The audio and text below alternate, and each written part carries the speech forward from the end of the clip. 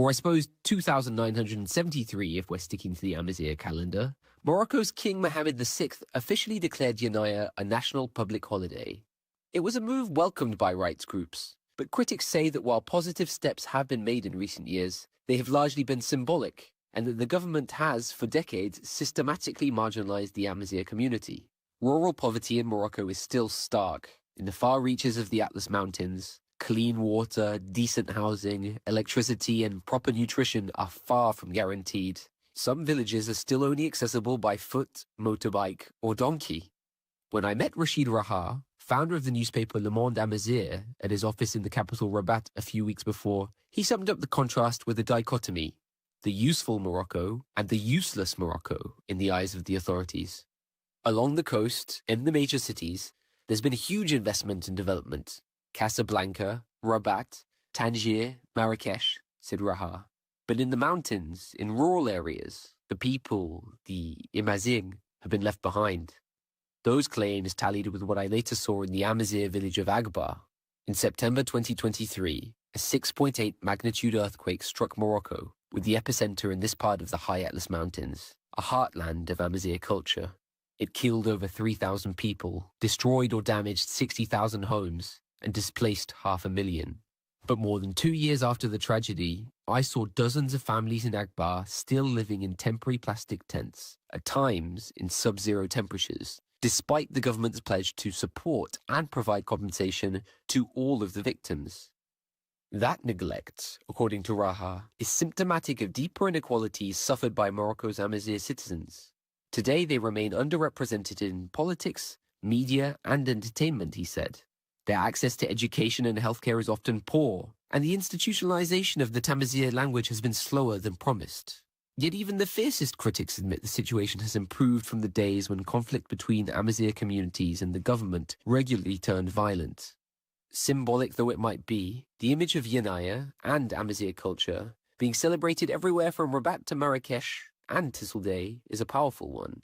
In the 1980s and 90s, we were not taught about or allowed to be proud of our heritage. We were forced to choose between an Amazigh self and an Arabized self, Brahim El Gwabli, an Amazigh scholar, told me. Now there is more awareness and respect for the multiple identities of Morocco. I can see progress. Peter Young there. I'm Pascal Harter. The producer was Polly Hope. And that's all for this edition of the programme. Thank you for listening. You can hear more of the stories behind the global headlines by searching for From Our Own Correspondent on bbc.com. And we'll be back next weekend, so do join us again here on the BBC World Service.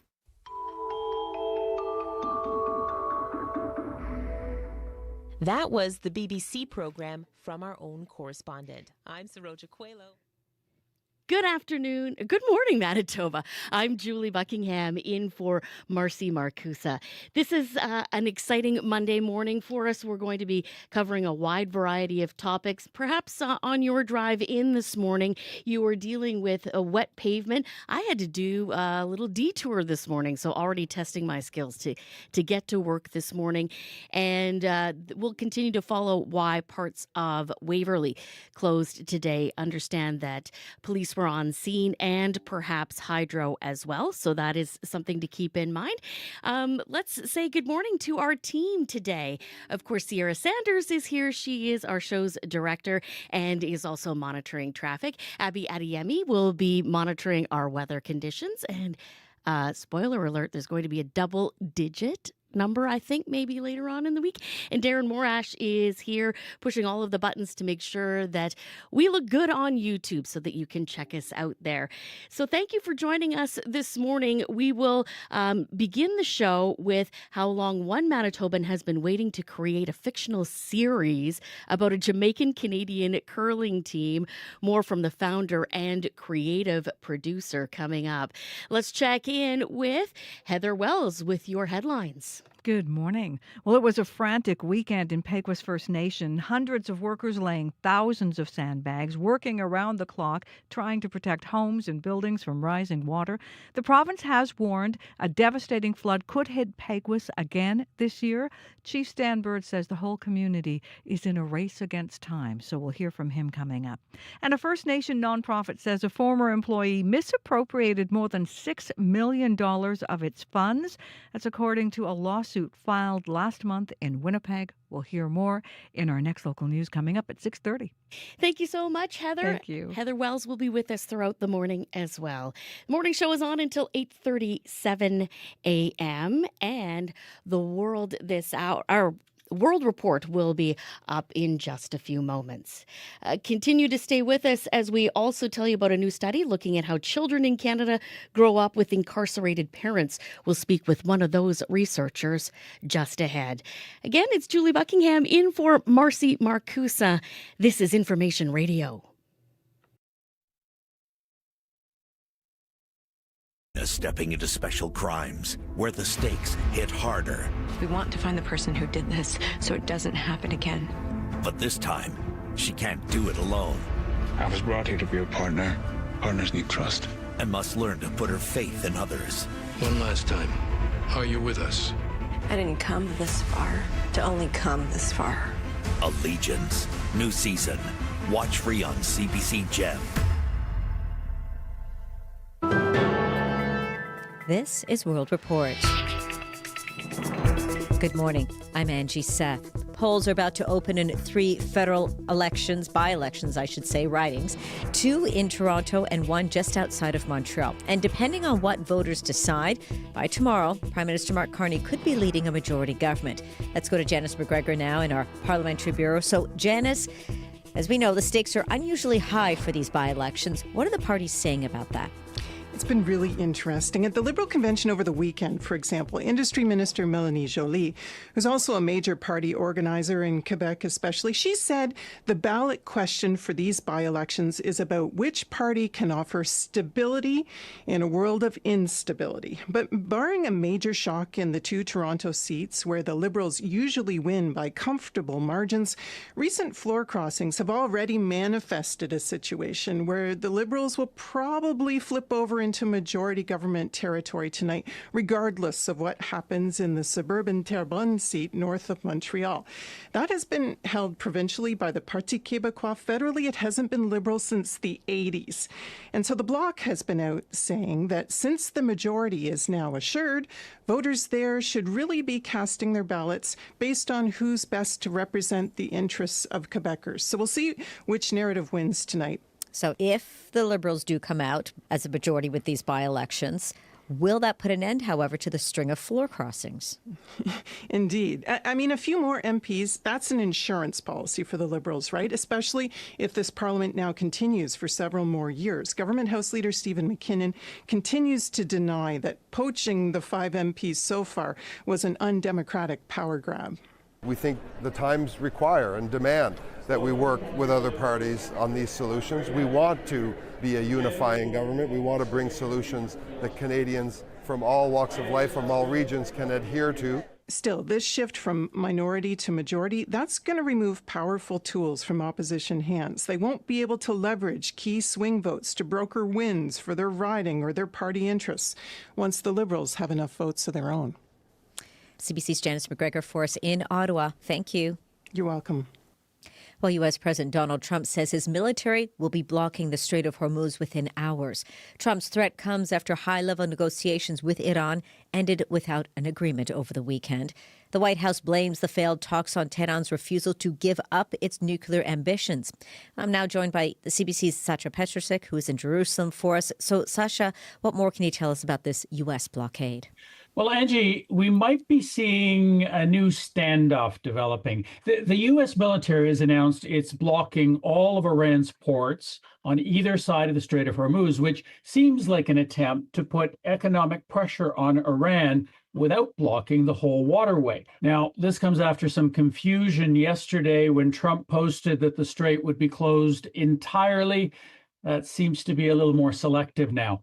But shipping companies are being cautious with oil tankers and carriers once again avoiding this strategic passage. And oil prices are rising again. As for Iran, it insists it controls the strait and it threatens that no port will now be safe. So the ceasefire, we understand, is still, or it seems to be holding. But where do things stand with negotiations between Iran and the United States? That's a good question. It's not clear whether there is any continuing contact, directly or through mediators. The U.S. blames Iran for refusing to give up its entire nuclear program, accusing it of planning to build nuclear weapons. Iran says its program is just for civilian purposes and that the U.S. is demanding too much. But already there are threats of more military action flying, with Trump once again saying he'll bomb Iran back to the Stone Ages by destroying bridges and electric generating plants, and saying he doesn't care if Iran does return to the negotiating table. Iran's responded by saying, if you fight, we will fight. Angie?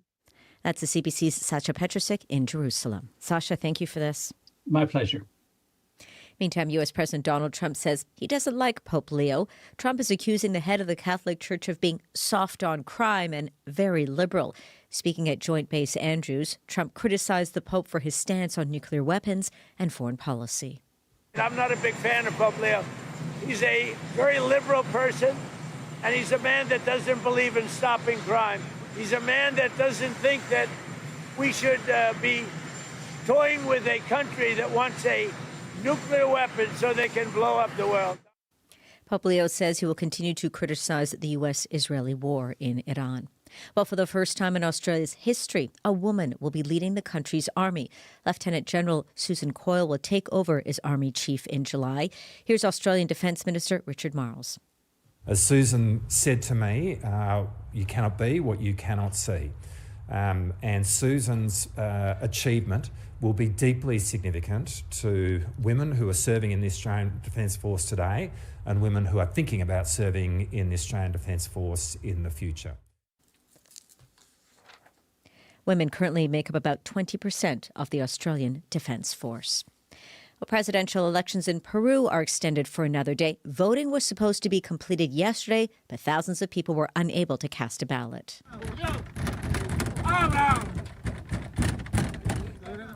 Voters banged on the doors of polling booths demanding to come in. At least 100 polling stations opened late yesterday. They were missing election materials. More than 52,000 people in Lima will be allowed to vote today.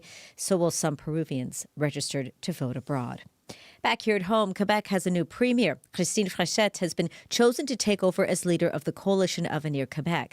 François Legault had hoped to serve a third term as premier, but polls suggested he and his political party had become too unpopular. So now the CAQ's survival is in the hands of his successor. Cathy Sinet has more.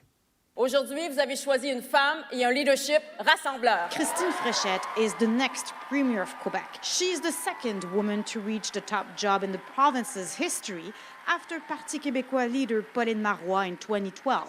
I'm glad that the members gave me their confidence. I'm really proud of that, and I will be working very hard, and we will unite the party, and we will work for Quebecers and implement change very quickly. Fréchette describes herself as studious, as a great listener, and as pragmatic.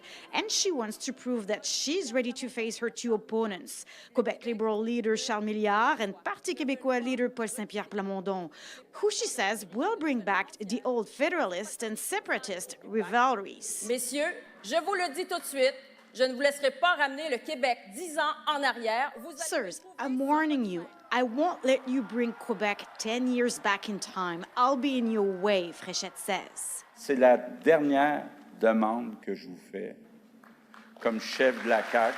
François Legault asked his MNAs as his last request as CAQ leader to remain united.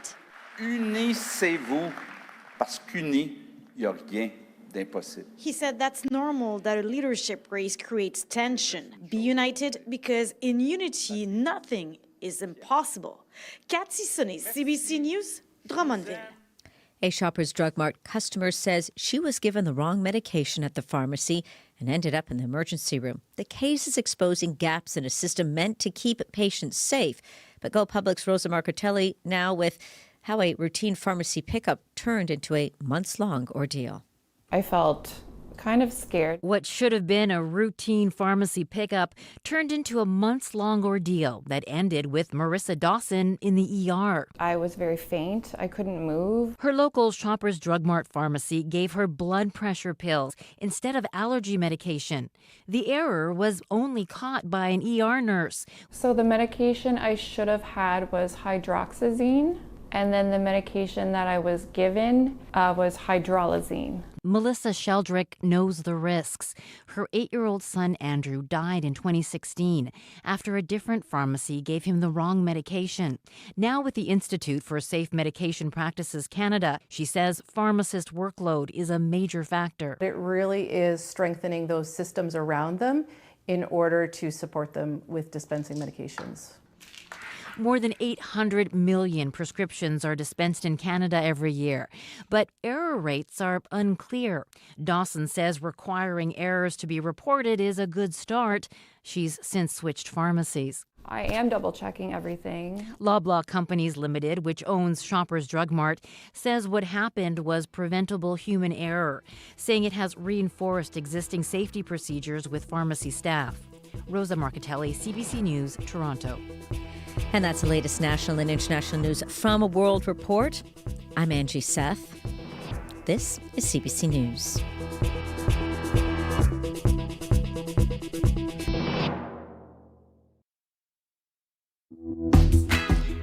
Good morning, everyone. I'm Julie Buckingham in for Marcy Marcusa. This is Information Radio on CBC. 89.3 FM, 990 AM. On the app and on YouTube. Welcome to Monday. It is 0 outside our studios here at Portage and Spence in downtown Winnipeg. Abby Abdiemi will have your forecast in just a moment this hour on the show. The U.S. and Iran met for peace talks this weekend but came away without a deal. So, what happens now? We'll have analysis on that ahead. Coming up, we'll hear about a surprising Winnipeg connection to a famous photo of the Holocaust and how the son of the man who is in it is working to keep his memory alive. Time to check in with Heather Wells now in just a moment to bring you your full details on local news headlines. Heather. Good morning. Well, Peguis First Nation is preparing for the worst. Thousands of sandbags have been shipped to that community to protect it from devastating floods. Doug Thomas handles communications for Peguis. He expects a lot of people are going to have to leave their homes. The province says this year could be as bad as 2014 or 2022, when floods forced out more than 1,000 people. Manitoba is seeing a drop in substance-related deaths. Preliminary numbers from Manitoba's Office of the Chief Medical Examiner show 176 fewer deaths in the time period in 2024. The head of the Canadian Society of Addiction Medicine and medical director of addiction services at the Health Sciences Centre says it's too early to know if this trend will continue. We'll hear more coming up in our next local news at 6:30. Thank you so much, Heather. Thank you. Heather Wells is at our CBC Local News Center. Abby Adiemi is checking your weather forecast, and spoiler alert, looks really nice for the start of the week. Yeah, it really looks nice to start the week. We're going to deal with some cloudy conditions actually to start. Then we'll see this transition as we see some clear conditions with mild temperatures. While the south warms towards highs near 4 degrees, 5 degrees in some area, the north still remains cool with lingering flurries and noticeable wind chills as we travel towards Churchill this morning. For Winnipeg and the Red River Valley region, we're looking at cloudy skies becoming a mix of sun and clouds. Breezy northwest winds currently around -1 at the Forks and at the airport. Cloudy conditions. The temperature is going to be staying around this -1 for most of the morning. And for today, we're expecting high of 3 degrees in the city. Well below seasonal, though. For this time of the year, Julie, we should be clocking like about +10, but We only struggled to get close to +4 today before we drop down to -2 overnight. But the good thing is tomorrow we warm up to close to 10 degrees, so that's a good one. And for the southern regions, we're seeing temperatures between -2 and 1 from the Westman all the way down to the Interlake region today, while up north the story is different. Churchill towards Tudula Lake, we're looking at temperatures around -21, -22, and the wind chill still close to -35. So while the southern part of the province are warming up, we're still seeing those wind chills hold things down in the north. So it's quite, a quiet start, cloudy conditions to start in the south, and then we see a mix of sun and clouds. And spoiler alert, we get to 16 on Wednesday. That's the number I was waiting for you to say. You made us wait for it, Abby, but Sweet 16. We will make Hump Day extra special. Sierra Sanders is in with us this morning. She's the show's director and is also monitoring traffic. I am, but I must say that this kind of weather is my favorite time of year because I can sleep with the windows open. Isn't and it you just great? get that fresh air in the morning or during the night. It's my favorite part, honestly. I'm right there with you. Ours was open last night too. Mine was as well. Mhm. That's my favorite time of the year right now. But looking outside or looking at the commute right now, nothing major going on. The commuter line's pretty quiet at this time of the morning. But the number to call throughout the show is 204-788-3093.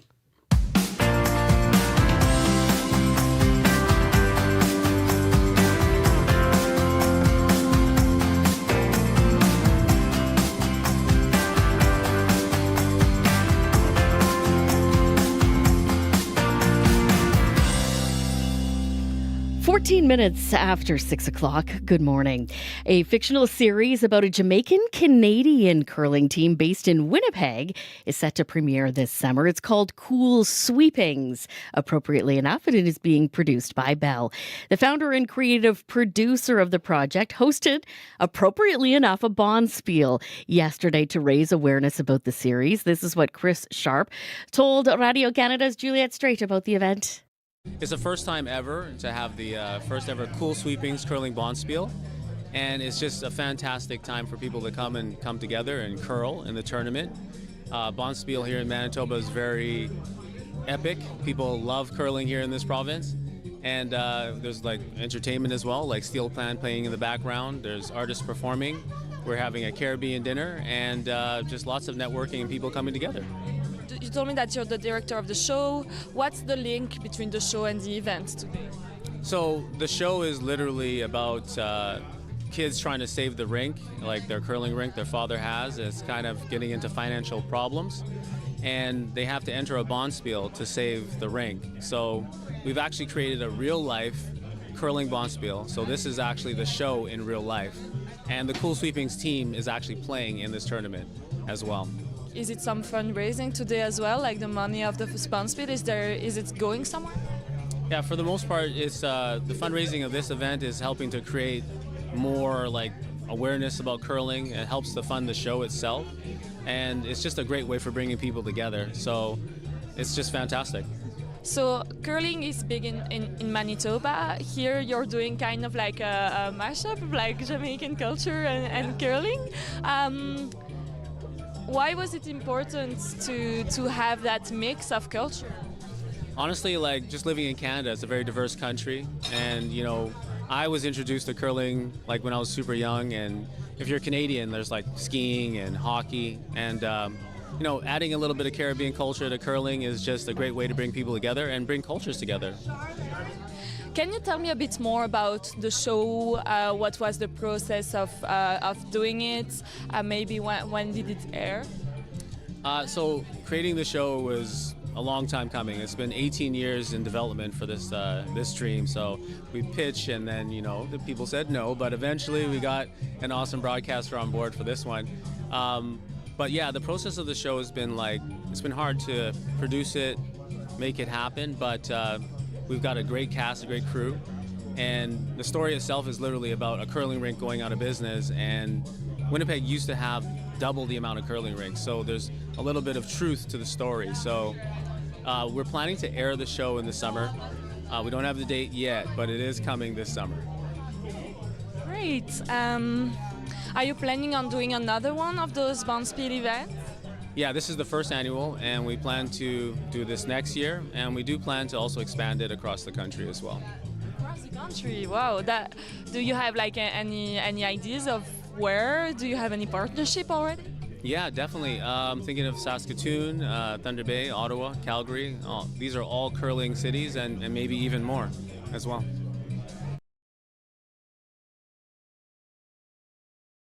Series air in Canada in the summer.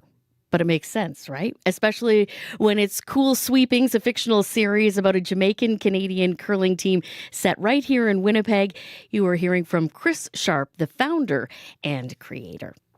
Well, Cassidy Mann is a founder and creator in her own right, an up-and-coming singer-songwriter based here in Winnipeg. The Anishinaabe artist is creating music that is both personal and easy to relate to. Her recent single, Double Denim, presents a message of gratitude, focusing on finding the light during the tough times. This is Cassidy Mann, Double Denim, 89.3 FM, CBC Radio 1.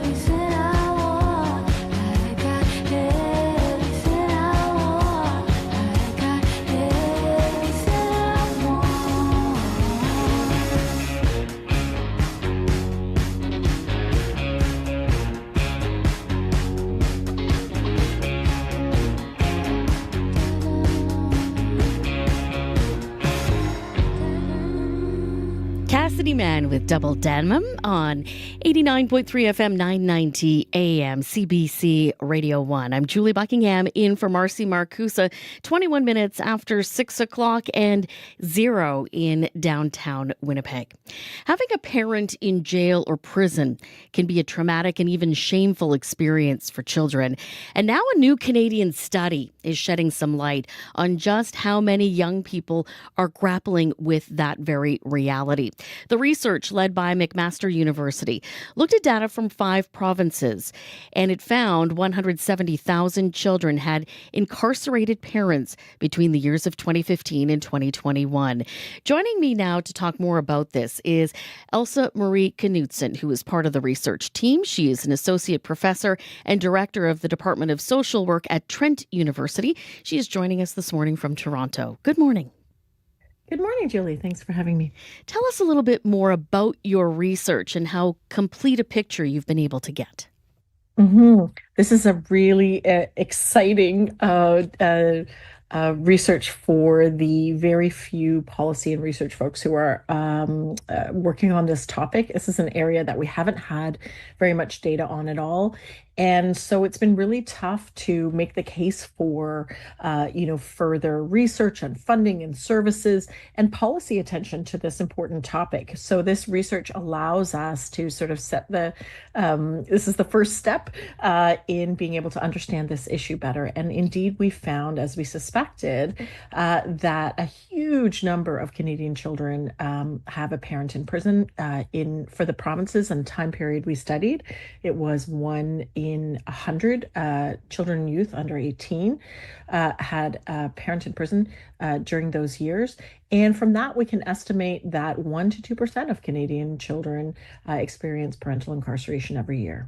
You looked at the provinces of BC, Alberta, Saskatchewan, Ontario, and Nova Scotia. So with those 5 provinces, how much are you able to conclude about the rest of Canada, including Manitoba, for example?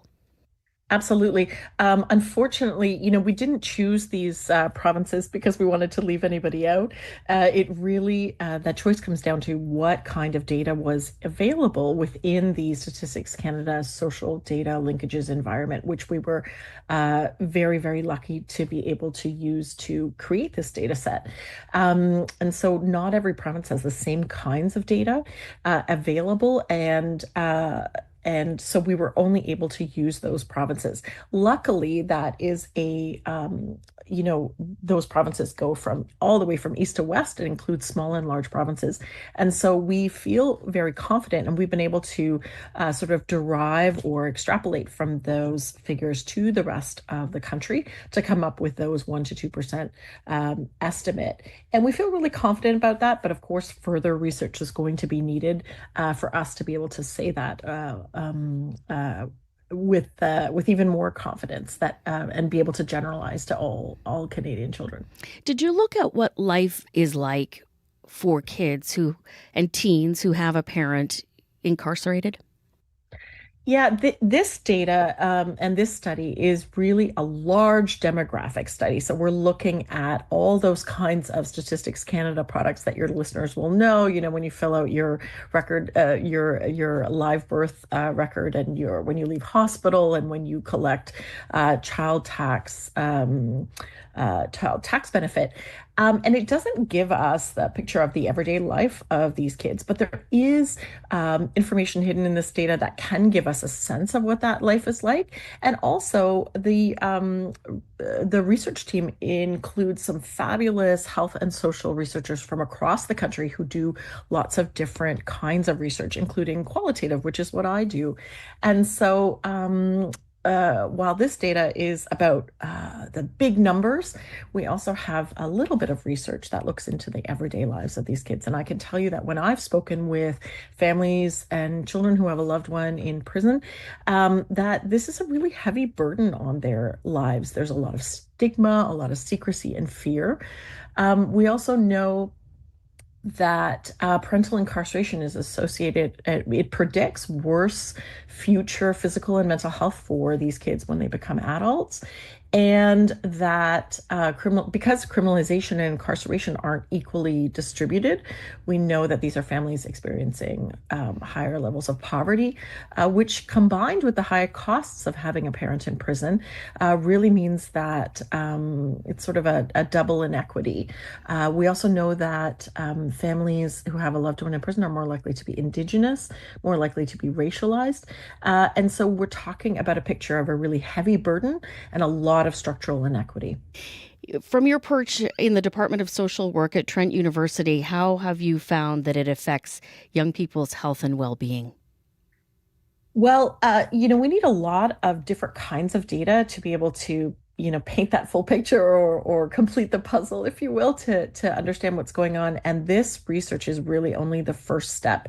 Canada is a little behind other countries in exploring this issue, which has been begun to be talked about in other countries for the last decade. And so this is some of the first research that we have. And so we actually don't know a lot. We know that we know that from research in other countries that parental incarceration predicts worse physical and mental health, as I noted. Parental incarceration is on the list of adverse childhood experiences, which is a series of challenges that, if kids go through them, predict worse health in the long run. But we also know that so much more research is needed in order to, even with more detail, measure, prevent, and mitigate the harms associated with parental incarceration. We need to understand exactly what kinds of strategies might help to prevent and mitigate the impacts, these heavy burdens of parental incarceration. And more research is needed to understand, even more detail about the size and sociodemographic characteristics of these kids, to understand things like who's caring for them, and research with and by families of prisoners themselves. For example, we advocate for correctional authorities to routinely collect this data. Your listeners might assume that the correctional services, that prisons themselves would collect this data, and they don't. And so there's lots to advocate for, and lots of this picture is still missing.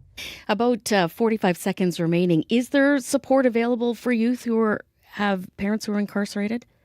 That's a great question. I think when you hear those 1 in 100 or 1 to 2% figures, you'd expect that there'd be a huge system of services, but there isn't at all. Most of the services available for these families and children are things that are being done by volunteers, or off the side of a desk, or with very limited resources by local small community agencies. And so with more information, more data, this means that we can have the basis for advocating for even better services that can really support these kids.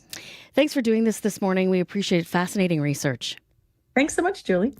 Elsa Marie Knudsen is an associate professor and the director at the Department of Social Work at Trent University. She joined us this morning from Toronto.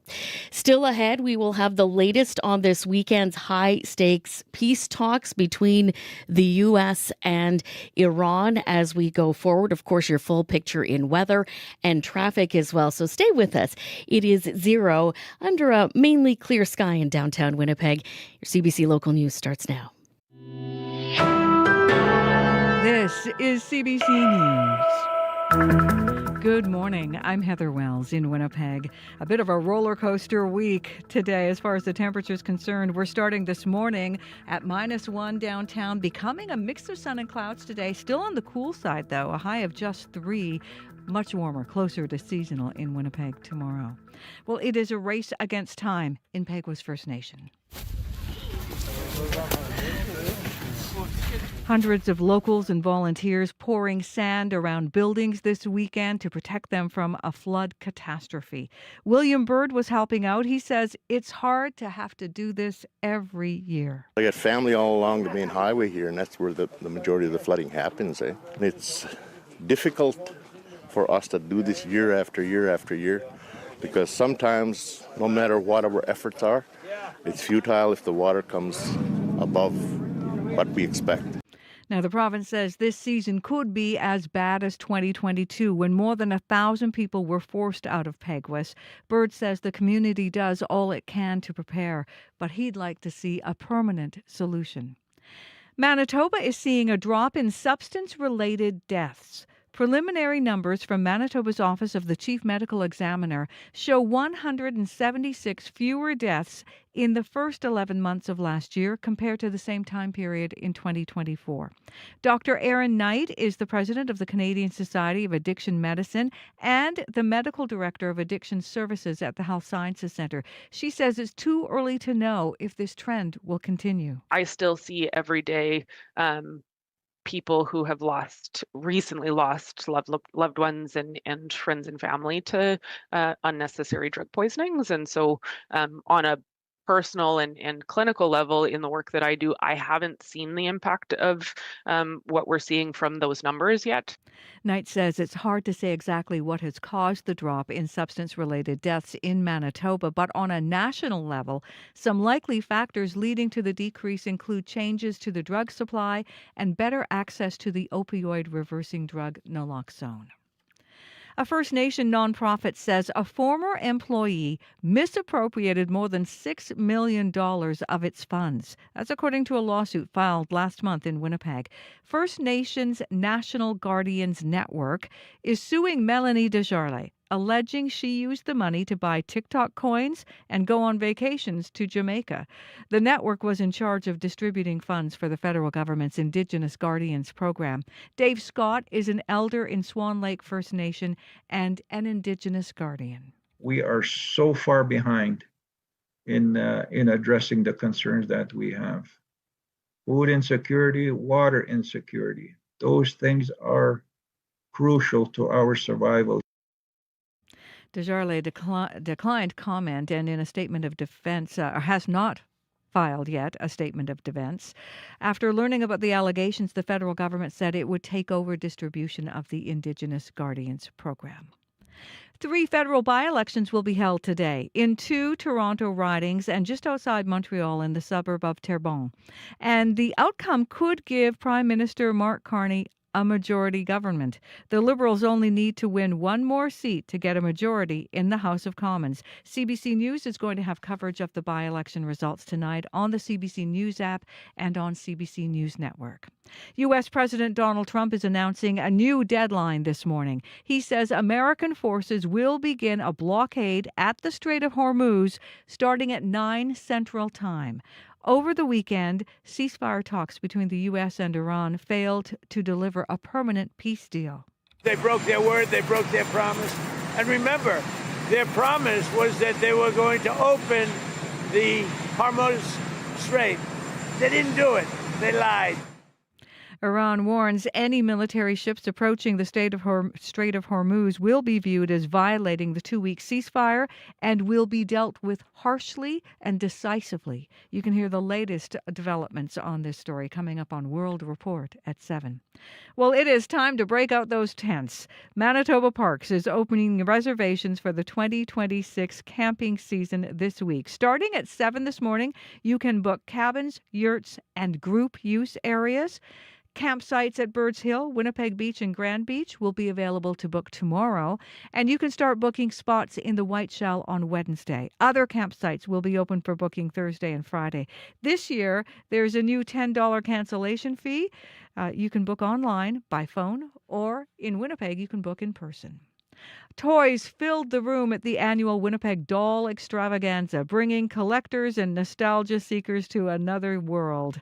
Angelina Temple started collecting fashion dolls after keeping some of her childhood toys. She says, as an adult, it's important to embrace whimsy. I am deep in love with so many dolls, and it's just really brightened my life. Things can go wrong, but it doesn't matter. You just make some time to play. Temple says the extravaganza is a good way for collectors to clear out dolls they no longer want. You can find the latest news updated throughout the day. Just head to cbc.ca/Manitoba. Heather Wells, I remember when I managed to score a Cabbage Patch doll. Oh, my. That was like a big moment in my life. Wow. You know, that was, I mean, it was sort of the it doll at the time. Yeah, that was before my time. Yeah. Dating myself. And it was just like, I got this Cabbage Patch doll. And that, looking back, I should have left it in the box, right? It would be worth a lot more if I left it in the box, but. You know, I don't get these people who are able to do that. I just leave couldn't. things in a box. No. Because I can't do it. No, me neither. All right, thank you for that. Thank you. Heather Wells at the CBC News Centre. Abby Adeyemi, tracking the weather. It looks pretty nice here in Winnipeg. Not the case all over the province, though. Pretty cold in some areas. It's still pretty cold as you travel up north. Let's just take it from the northern part of the province this morning. We're looking at temperatures up north hovering between -1 and -22 with frostbite still in play as you travel towards Churchill this morning. For the powerful influence, we're seeing temperatures around -2, -3. Those regions will actually warm up to about -4. But for Thompson, Linley, Gillam, we're seeing temperatures around -11 to -13 at this time. Highs would be between 1 and -4 depending on where you are. And for Tudula Lake, -20 we're tracking there. We have light snow falling. The area expects a high around, let's see now, -16, though the wind chill feels close to minus 42 around Tudor Lake this morning, rather later tonight, and it's really something you need to take into consideration. While up north towards Churchill, we're looking at minus 22 at this time. Light snow also, the highs near minus 13 with dangerous wind chills around minus 33. Then we now talk about the southern part of the province, where we're seeing, more like temperatures between minus 2 and 1 degree, depending on where you are. For Winnipeg and the Red River Valley region, mostly cloudy skies. It's going to become a mix of sun and clouds as you get into the afternoon period. We're looking at minus 1 at this time at the Fox and at the airport. Breezy conditions. We expect a high of 3 degrees later, well below seasonal. We should be around 10 degrees today, but we're struggling to get to 4 degrees later. From Modern, Winkler, Altona, all the way down to Port Prairie, we're looking at temperatures around 1 at this time, warming up to 4 degrees. In the Westman region, Brandon and nearby, you're currently at minus 2. You warm up to 3 degrees. In the Parkland region, Dauphin towards Russell and the Roblin area, minus 1 and cloudy. Highs would be around 4 degrees. And in the Interlake region, Gimli and nearby areas, minus 1, warming up to 3 degrees at this time. So more like down south, the snow on the ground is beginning to give way, but it's not about the snow you deal with this season. It's more about dodging the potholes. Ah, yes. Thanks, Abby. Which brings us conveniently to Sierra Sanders. Now, on my way here to Portage and Spence this morning, I indeed did encounter a crew out filling potholes on Pembina Highway. So it is happening, and then they fill them, and then they reopen. I guess that's called job security. I guess it is. You'll always know that the potholes will always be there. It seems like they're the more consistent part of my life these days, actually. Everyone's potholes. Yes. We can bond over potholes. Exactly. Turning to the commute, so far still pretty quiet on the commuter line there. Haven't heard about much going on out there as folks start or get their week started here on this Monday morning. But if that's not the case and there is something that is getting in your way, or maybe there's a pothole that you want to let me know about, I know Corey Funk is always on the hunt for a pothole out there. So if there is a pothole out there that you want to let me know about that's maybe causing some issues in your neighborhood, I'd love to hear about it. Or if it's on one of the main roads, that would be great to hear about. But the number to call if there is something that's getting in your way, whether you are here in the city or out on the highways, is 204-788-3093. Thanks, Sierra. 40 minutes now after 6 o'clock, 20 minutes before 7 now. Crystal Lee Ramlakan is joining us now with your CBC Business Report. And Crystal Lee, the U.S. military announcing, as we've heard in the news today, it will begin a blockade of all Iranian ports and coastal areas today. Is that having an impact on energy markets? Yeah, it is. So oil prices are climbing again after ceasefire talks in Pakistan ended without an agreement. So the blockade is set to begin at 10 a.m. Eastern time this morning. And since late February, shipping through the Strait of Hormuz has stalled, as we know, causing oil prices to rise. So the North American benchmark, West Texas Intermediate, has jumped to more than $104 per barrel now. And the global benchmark, Brent crude, is up to more than $102 per barrel. So global markets are mostly declining, and analysts expect global trading to remain turbulent. And the war is also sharpening China's advantage in promoting renewable energy. So higher fuel prices are accelerating interest in electric vehicles and other clean technologies across Asia. And China, with firms such as EV maker BYD, is well positioned to meet that demand. So analysts say this fundamental shift will likely remain even if the war ends, and may ultimately lead to the strengthening of China's global influence. Well, Canadian bank executives and regulators meeting to discuss the risks raised by a new AI model. Tell us the details about that. Yes, so they met on Friday to discuss cybersecurity risks posed by Anthropic's new AI model. There are concerns the powerful tool could be used to exploit software vulnerabilities. So the meeting took place several days after CEOs at the largest U.S. banks were also summoned to discuss potential risks to the financial sector. So there are growing concerns about the risks that AI-enabled cyber attacks pose. And, experts say the new Claude Mythos AI model appears to be able to detect and exploit vulnerabilities to a degree that could make it exceptionally dangerous. So Anthropic has said the model can be used to help companies find and repair vulnerabilities, but it can also be used by bad actors to exploit weaknesses. And the company says the AI model has already found thousands of vulnerabilities, including in every major operating system and web browser. So that is, quite the warning. And Anthropic has decided not to release the model, though, to the general public. Instead, it has made a preview version available to organizations that build and maintain critical digital infrastructure, such as Amazon, Microsoft, Apple, Google, CrowdStrike, NVIDIA, and others. And when you think about those companies, at least one of those companies touch, most people's lives. And Canada's banks have been ramping up their use of AI. The country's banking regulator has guidelines on how financial institutions are expected to assess and manage risks arising from these new technologies.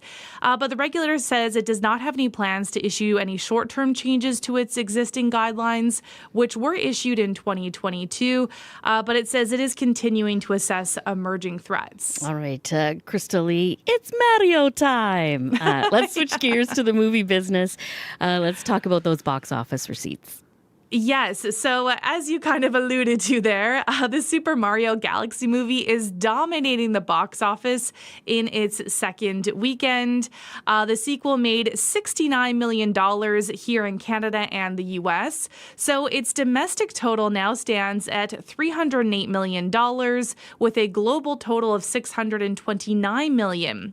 Now, the figures mark actually a 48% drop from its first weekend, and the sequel cost $110 million to make.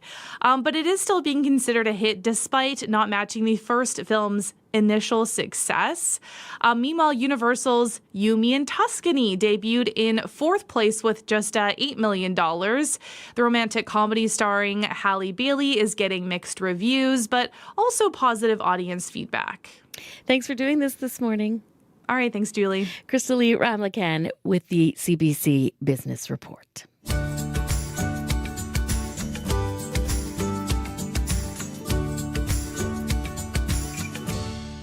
Most pet owners would agree their animal is part of the family. Whether it's a dog, a cat, maybe you got a turtle. I have also had a hedgehog. There's always a cost to caring for your pets, and a new survey finds Canadians are now including cash in their will for that very reality. If this is something you were thinking of doing, personal finance columnist Rubina Ahmed Haq has more details. In their wills, pet owners are bequeathing thousands of dollars to their pets. New research finds that dog owners are on average leaving more than $11,000, bird owners $12,000, and horse owners are leaving a whopping $21,876 for new guardians of their pets. I wasn't surprised because every pet owner I know is so in love with their pets that it makes absolute sense that when they think about the legacy they want to leave, the people they want to plan for, that pets are high on that list. Erin Burry is the CEO of Willful, an online estate planning platform. Her company analyzed more than 44,000 completed wills from 2019 to 2025 from users across Canada to see what owners' plans were for their pets. She says it's an important issue because animals are treated differently in a will than, say, a spouse or your children. Pets are considered property in a will, so you can't leave the money directly to them. Unfortunately, Fido can't open a bank account. What you're really doing is you're saying, if this person takes on the care of my pet, give them this amount of money, and that's meant to be for bills, vet bills, food, or any other expenses related to the pet. That's different from leaving a gift directly to your child or your loved one for their own use. This is really contingent on them taking on care of your pet. Burry says pet owners should consider all realities when choosing a guardian. This includes letting the person know about any special needs your pet may have, any increased costs and efforts the new owner could expect to take on in the future, and making sure there are safeguards in place in case they change their mind. So saying, hey, would you be okay with taking on the care of my dog? He's a senior dog, and so he requires, all of this special care. Are you okay with this? If so, I'm going to list you in my will. And making sure that they agree to it. Because if you pass away, even though they're named in the will, they can turn it down, just like the guardian for a child can when the time comes.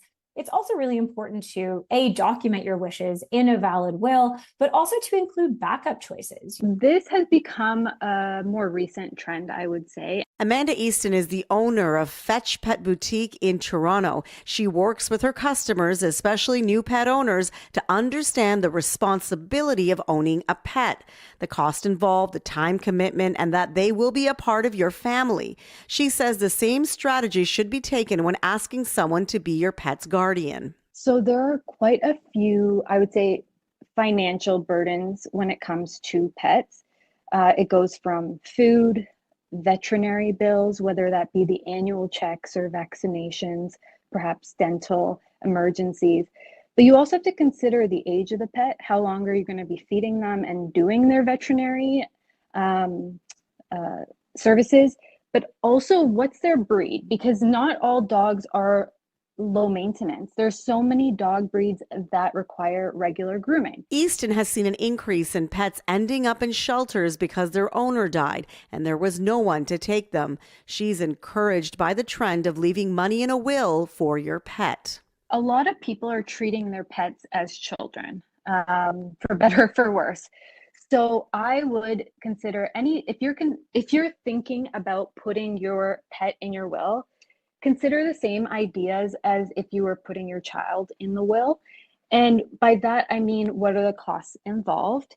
And make sure that whoever you appoint to be their guardian, let's say, has already agreed to it.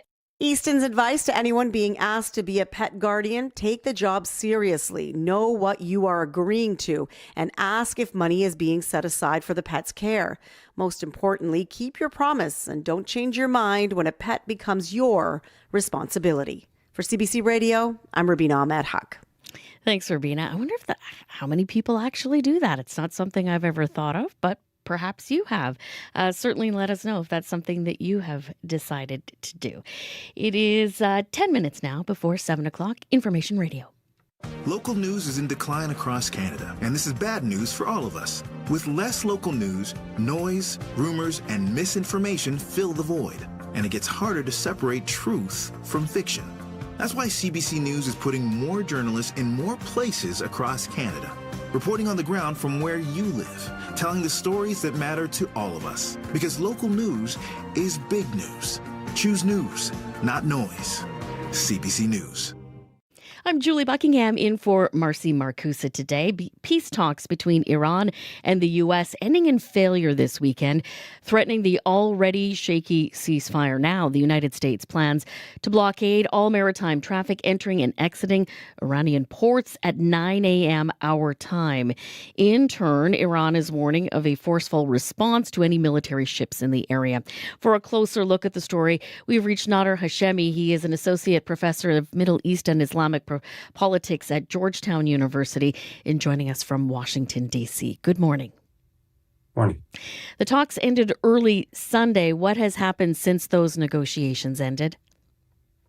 Well, as your introduction just indicated, the big announcement following those peace talks in Pakistan has been Donald Trump's announcement of a naval blockade on Iranian ports, trying to pressure Iran to relinquish its control over the Strait of Hormuz, which Iran has asserted as a result of this 39-day war.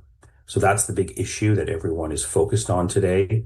The peace talks didn't reach a resolution of this conflict, but no surprise given the huge differences that separate the United States and Iran. These were the first direct talks between the U.S. and Iran in over a decade, but things certainly broke down behind closed doors. What do you think happened in the room where it happened, so to speak?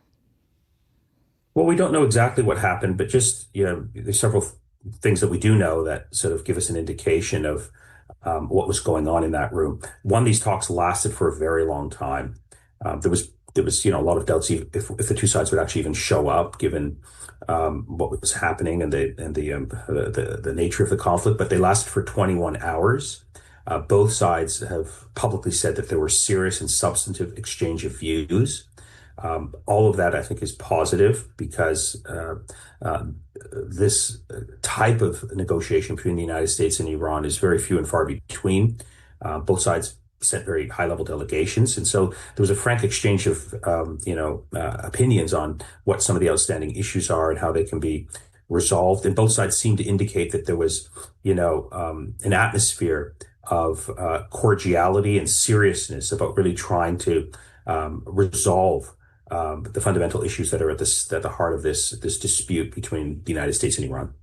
President Trump now says will start blockading ports in Iran. How could that affect the country? Well, Iran has been under severe economic sanctions, one can argue, for 47 years, especially since 2018 when Donald Trump pulled out of the Iran nuclear agreement and imposed crippling sanctions on Iran. So, Iran's economy before this war was in a state of decline. I would argue as a result of this naval blockade, it will go deeper into despair, affecting, of course, the average Iranian citizen who are, with this stage, is struggling to survive. So the naval blockade is a significant escalation. It also has effects on the global economy and on Donald Trump's popularity and his claims to help the average American citizen back home. So this is a high-risk move by Donald Trump. It's unclear how it's going to play out, but it's a major escalation in this conflict between the United States and Iran. So where does this leave the current ceasefire, which is due to expire in about a week? Well, it's a fragile ceasefire. The good news is that the United States is not bombing Iran anymore, and Iran is not hitting back at U.S. targets and U.S. allies in the region. So two sides seem to have come to an unofficial agreement that there's nothing to be gained from renewing those types of military hostilities. But as you said, there's about 1 week left in the ceasefire. Things could restart again militarily. The naval blockade seems to indicate that the United States strategy now is to move away from, what's called kinetic strikes on Iran to focusing on economic pressure through this naval blockade as a way of trying to get Iran to concede some of its ground that it is claimed as a result of this conflict. So that's where things stand with respect to the ceasefire. What do you think the chance is that negotiations could restart, at least in some way? Well, the good news is that neither side has said the negotiations are over permanently. They've kept that door open. But I think the problem with negotiations is really, how do you sell this back home as a victory to your own population? And it's really a bigger challenge on the American side, because Donald Trump is claiming that we won the war and this is a great victory and the other side is defeated. But, the United States tried to initiate regime change in Iran and they were unable to do so. They hit Iran very hard for 40 days and the regime is still standing, and they were forced to negotiate with Iran. And there's a lot of skepticism here in the United States over why Donald Trump started this needless war, why it costs so much when there's, a lot of problems here in the United States. So I think negotiations are very much dependent on whether something positive can come out of the negotiations from the American side that then can be sold back at home here in the United States as a major American military victory. So I'm skeptical that they're going to happen anytime soon. I hope I'm wrong, because I think everyone wants to see this conflict resolved. But that's how I look at it. It took almost 2 years of talks to get that Iran nuclear agreement back in 2015. Are there lessons that can be learned from that could be applied to the red lines that we're seeing in this situation? Yeah, that's a great question. If anyone knows the history of this topic, when President Obama and Iran reached a nuclear agreement in 2015, it was 2 years of very intense diplomacy, dealing with really technical issues related to Iran's nuclear program that finally produced a result. And of course, the atmosphere and the relationship between the two sides were not as acrimonious as they are today. Today, the context is completely different in two important ways. One, the United States has been bombing Iran for 40 days. It tried to topple the regime. It assassinated all of Iran's senior leaders. So the level of mistrust and acrimony is much different now than it was before. And the other key difference is that now the United States and Iran are not just negotiating about the nuclear program that Iran has, but also its missile and drone program, its broader regional role, its control over the Strait of Hormuz. So it's a much more complicated list of issues that have to be resolved. Anyone who thinks that you can, resolve these issues in a 24-hour period after one meeting in Pakistan is mistaken. So that's, I think, the lesson of the past that bears on the present. Thank you for doing this morning. Appreciate it. Thank you. Nader Hashemi is an associate professor of Middle East and Islamic politics and at Georgetown University, reaching him this morning in Washington, D.C. Still to come on Information Radio, we will hear about a surprising Winnipeg connection to a famous photo from the Holocaust and how the son of a man who is in it is now working to keep his memory alive. You may have seen that picture in many war documentaries over the years. And also after 7 o'clock, do you have a favorite toy from your childhood? We've been hearing about this in the news from Heather Wells, an event in Winnipeg embracing those nostalgic memories. More on doll and toy collecting in your next hour. It is a pretty clear sky this morning. We've lost a degree, -1 in Winnipeg, and you may have experienced some potholes on the way in. We saw some crews out this morning, and at last check, part of Waverly was closed down as it looked like that there were some emergency crews on scene. We'll continue to follow that and much more. But right now, let's take you to the CBC News Center where we find Heather Wells. Good morning. Well, it's a race against the clock in Peguis First Nation. Hundreds of workers spent the weekend laying thousands of sandbags, working around the clock to protect homes and buildings from rising floodwaters. The province has warned a devastating flood could hit Peguis again this year. And if you're itching to get camping, get set to get your requests in. Manitoba Parks is opening reservations for the 2026 camping season this week. We'll hear some details coming up at 7:30. Yes, get those dialing fingers ready. I know that sometimes getting those camping spots and yurt spots is as competitive as getting your child into swimming lessons. Always a tricky time of year. So good luck to you if you are planning on trying to get one of those spots. World Report is next. Keep it here.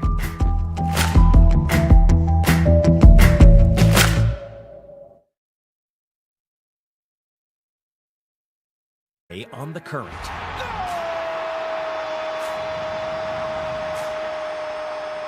There is less than 2 months to go until the World Cup comes to Canada, and we now know what countries Canada will meet in the group stage. We'll speak with a Hall of Famer about the opportunity for this country to vault itself to the next level of soccer coming up on The Current.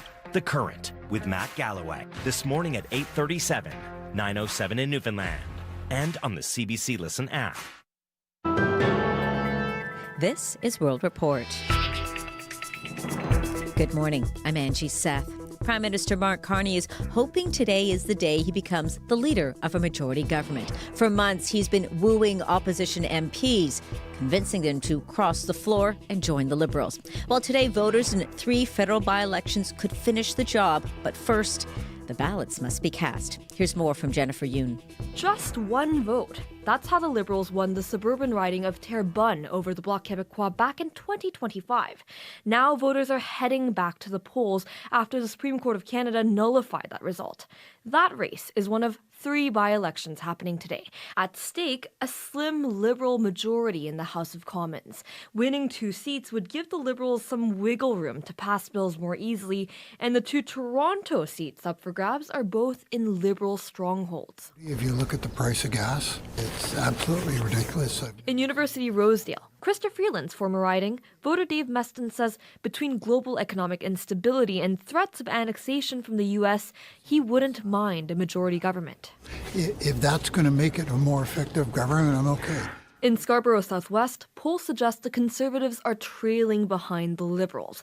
Conservative MP Shub Majumdar says voters elected a minority Liberal government, and any majority Prime Minister Mark Carney might get is only thanks to 5 MPs crossing the floor. And I worry about the lack of trust that this is going to introduce more widely in the public. Well, the rules are clear. But Liberal Minister Melanie Joly insists a majority made up through floor crossers is still a majority, fair and square. parliamentarism is all about who you represent, but also the decision you take as an MP. Elections Canada says results in Terrebonne may take longer to come in. Nearly 50 people are running, and that may slow down the count. Jennifer Yoon, CBC News, Toronto. U.S. President Donald Trump says his military will block the Strait of Hormuz, and he's threatening to intercept any vessel that pays a toll to Iran. Iran's top negotiator says Trump's threats will have, quote, no effect on Iranian people. I'm now joined by CBC's Chris Glover, who's in Washington following this story for us. So, Chris, what would a U.S. blockade look like? All right, so the U.S. Navy won't just be stopping all ships entering and exiting the critical waterway. American crews will also begin destroying mines that Trump says Iran has laid in the strait. And there was more bravado from the U.S. president chastising Iran for being in what he called very bad shape and desperate. While the strait remains closed off, Trump says many other countries are coming to the U.S. to buy oil, but he didn't say which ones.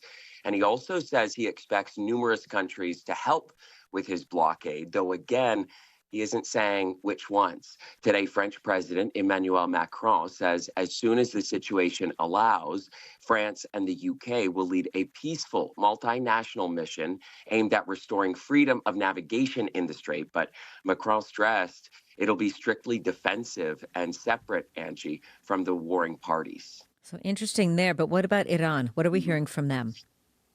Iran says it remains open to diplomacy, and today its foreign minister says he had a phone call with the foreign minister of U.S. ally Saudi Arabia. Still, Iran's top negotiator says talks failed to produce a deal because Iran doesn't trust the U.S. And he says now it is time for the Americans to earn Iran's trust back. But the biggest question of all, Angie, is will Trump's blockade force Iran to offer concessions, or will the opposite be true? Meanwhile, Pakistan is pledging to bring a diplomatic resolution to the war. Its foreign minister says Pakistan is ready to continue facilitating negotiations. But in the meantime, it is imperative both sides uphold the ceasefire. That's the CBC's Chris Glover for us in Washington. Chris, thank you so much for this. Thank you. Hungary has a new leader for the first time in 16 years. Peter Magyar has clinched a landslide victory over longtime Prime Minister Viktor Orban. And he says he wants to reverse some of Orban's policies, work more closely with the European Union, and improve Hungary's democratic standing. But as Briar Stewart reports, that will be a tall order.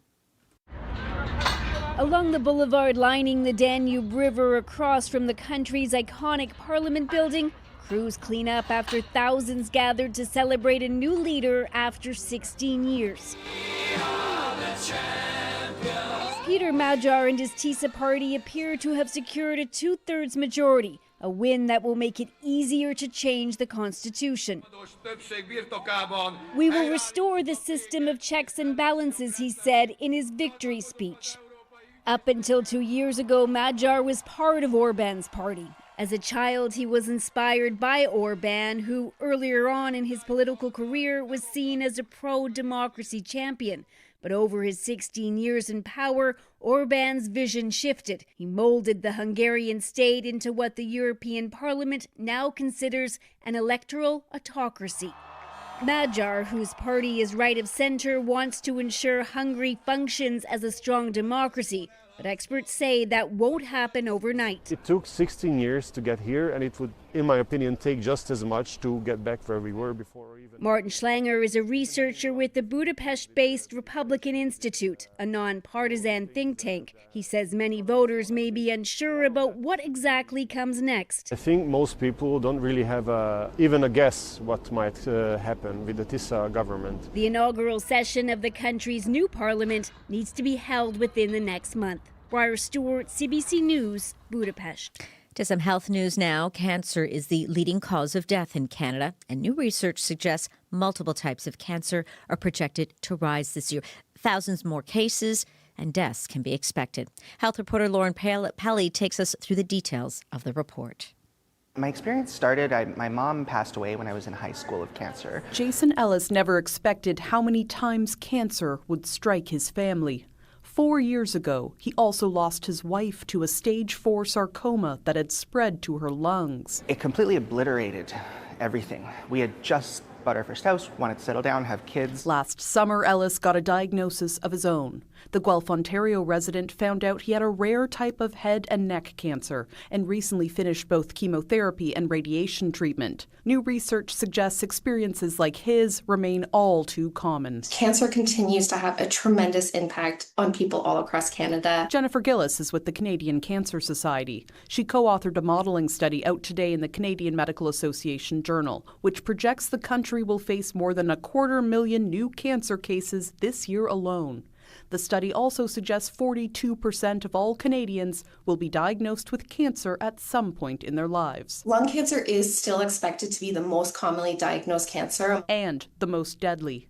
The researchers also say there's a concerning rise in cervical cancer and cancers of the head and neck. Both can often be prevented by vaccinating people against human papillomavirus, or HPV, but we aren't getting the coverage that is needed. The good news? Overall cancer death rates could keep dropping. Oncologist Dr. Sebastian Oat from the Juravinsky Cancer Centre in Hamilton, Ontario, says that's thanks to better methods of early detection. We also have better treatments and better surgeries, allowing more cancer patients to live longer. Lauren Pelly, CBC News, Toronto. Sweeping new changes could be coming to the education system in Canada's largest province. Ontario Premier Doug Ford is set to introduce new legislation today, and it will change how school boards in Ontario are governed. Jamie Strachan has the details.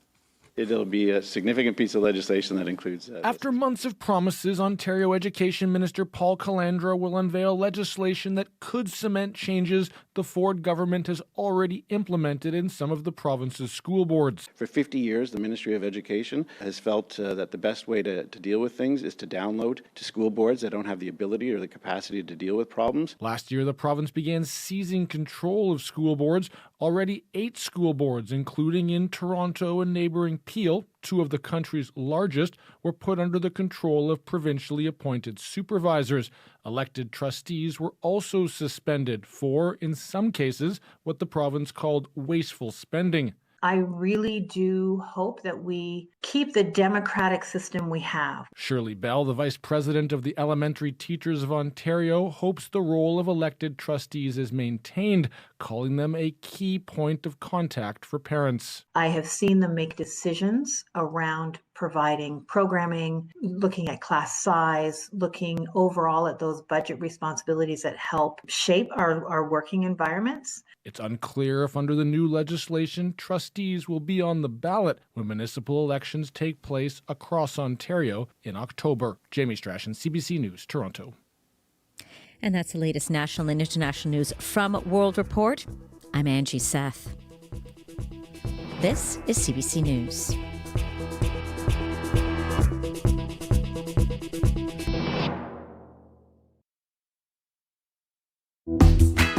Good morning to you.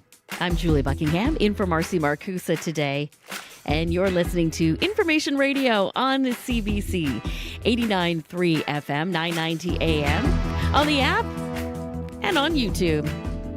Welcome to Monday morning. Outside our studios at Portage and Spence as we watch the traffic go by, -1 degree in downtown Winnipeg. Abby Adeyemi will have your full forecast for you in just a moment. This hour on the show, a famous photo from the Holocaust features a future Nobel Prize winner and also has a Winnipegger. As the Jewish community prepares to observe Yom HaShoah, we will hear from that Winnipegger's son about the incredible story behind that picture. And a nonprofit says a Winnipeg woman used its funds to pay for cruises and send money to a rapper abroad. Those stories and much more still to come. Let's visit our news center where we find Heather Wells. Good morning. Well, Peguis First Nation is preparing for the worst. Thousands of sandbags have been shipped to that community to protect it from expected devastating floods. Doug Thomas handles communications for the First Nations. He expects a lot of people are going to have to leave their homes. And the province says this year could be as bad as 2014 or even 2022, when more than 1,000 people were forced out. Manitoba is seeing a drop in substance-related deaths. Preliminary numbers from Manitoba's Office of the Chief Medical Examiner show 176 fewer deaths in the first 11 months of last year compared to the same time in 2024. We'll hear why that might be coming up in our next local news at 7:30. All right, we'll be listening for it. Thanks, Heather. Heather Wells at the CBC News Centre. Abby, you've been monitoring all of the systems impacting our province, and it's a bit of a northern-southern split when it comes to the temperatures. I tell you, Julie, cloudy down south, and we're seeing light snowfall in the northern parts of the province towards Tudula Lake and Churchill this morning. While the south will be experiencing a mix of sun and clouds later in the day with mild highs, the far north will definitely be dealing with this noticeable wind chills near -40 later today around Tudula Lake and Churchill. So there's still a risk of frostbite and exposed skin in minutes in that part of the province. But currently -1 in the city under cloudy conditions with some breezy conditions coming from the north. We're expecting a mix of sun and clouds to develop this afternoon as we reach a high of 3 degrees later today, which remains well below our seasonal normal for this time of the year, which is 10 degrees. Across the southern regions, we're looking at temperatures between just -2 and 1 this morning from the Pembina Valley region all the way down to the Parkland region. We're going to see these cloudy conditions gradually break for sunshine, with most of the regions clocking close to 4 degrees. Well, Brandon sees some clear skies and will only get to 3 degrees later. Up north, we're still seeing frigid conditions around Churchill and Tudula Lake. We're looking at temperatures in the 20s, close to -22 there, and highs will struggle to get to -18. Wind chill currently in Churchill, it feels like -33, and for Tudula Lake tonight, it's gonna feel like -42. So take it easy out there. But for Winnipeg right now, we're expecting a mix of sun and clouds, and we get to 3 degrees today, and the snow's still melting. -1 right now feels like -4. So like I mentioned, a big difference depending on where you are in the province. And maybe your drive is different depending on where you are in the province as well. Sierra Sanders is our show's director and is also monitoring the commute for us this morning. Hi, Julie. Some construction to note for folks out there. The northbound Sherbrooke Street from Portage to Ellis. The northbound west curb and first middle lanes are closed for construction until April 27th. So it can get a little bit busy there, especially during the morning and afternoon rush hours. So that's something to keep in mind here over the next couple days as well. If you're an active commuter, the bike lane is also closed due to construction there. So you want to make sure to keep an eye out for that, and as well as some no parking signage, because you don't want to get caught there and, maybe have a little ticket on your windshield if that's the case. But yeah, so northbound Sherbrooke Street from between Portage and Ellis, the northbound west and first middle lanes are closed for construction until April 27th, as well as the bike lane there too. So you want to keep an eye out for that and note that there if that is on your commute this morning. Still pretty quiet on the commuter line, but if there's something you want to let me know about, whether you are here in the city or anywhere else in the province, the number to call is 204-788-3093.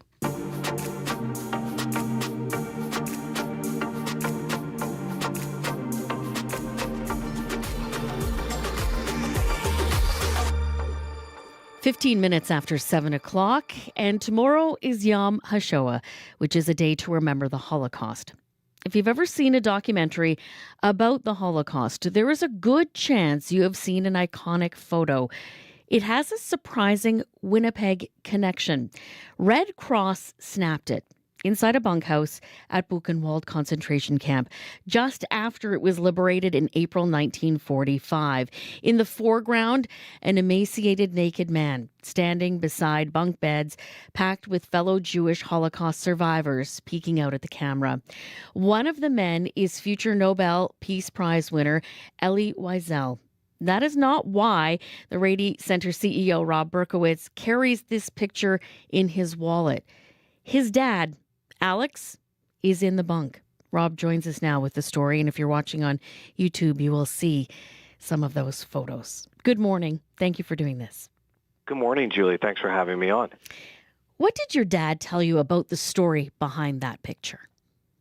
It was about the early 1990s, and I'd come by the house, and there, my dad pulled out this Winnipeg Free Press article that was an article about Elie Wiesel, who you just mentioned, And he asked me if I recognized his photograph, and I, of course, had seen it, even though I was, at the time, in my early 20s. I was still aware of the photograph. And then he pointed over to the left in the photo to where Ellie was, like three men over, and said, "That's me." And so that's the first time. And then, of course, my jaw dropped.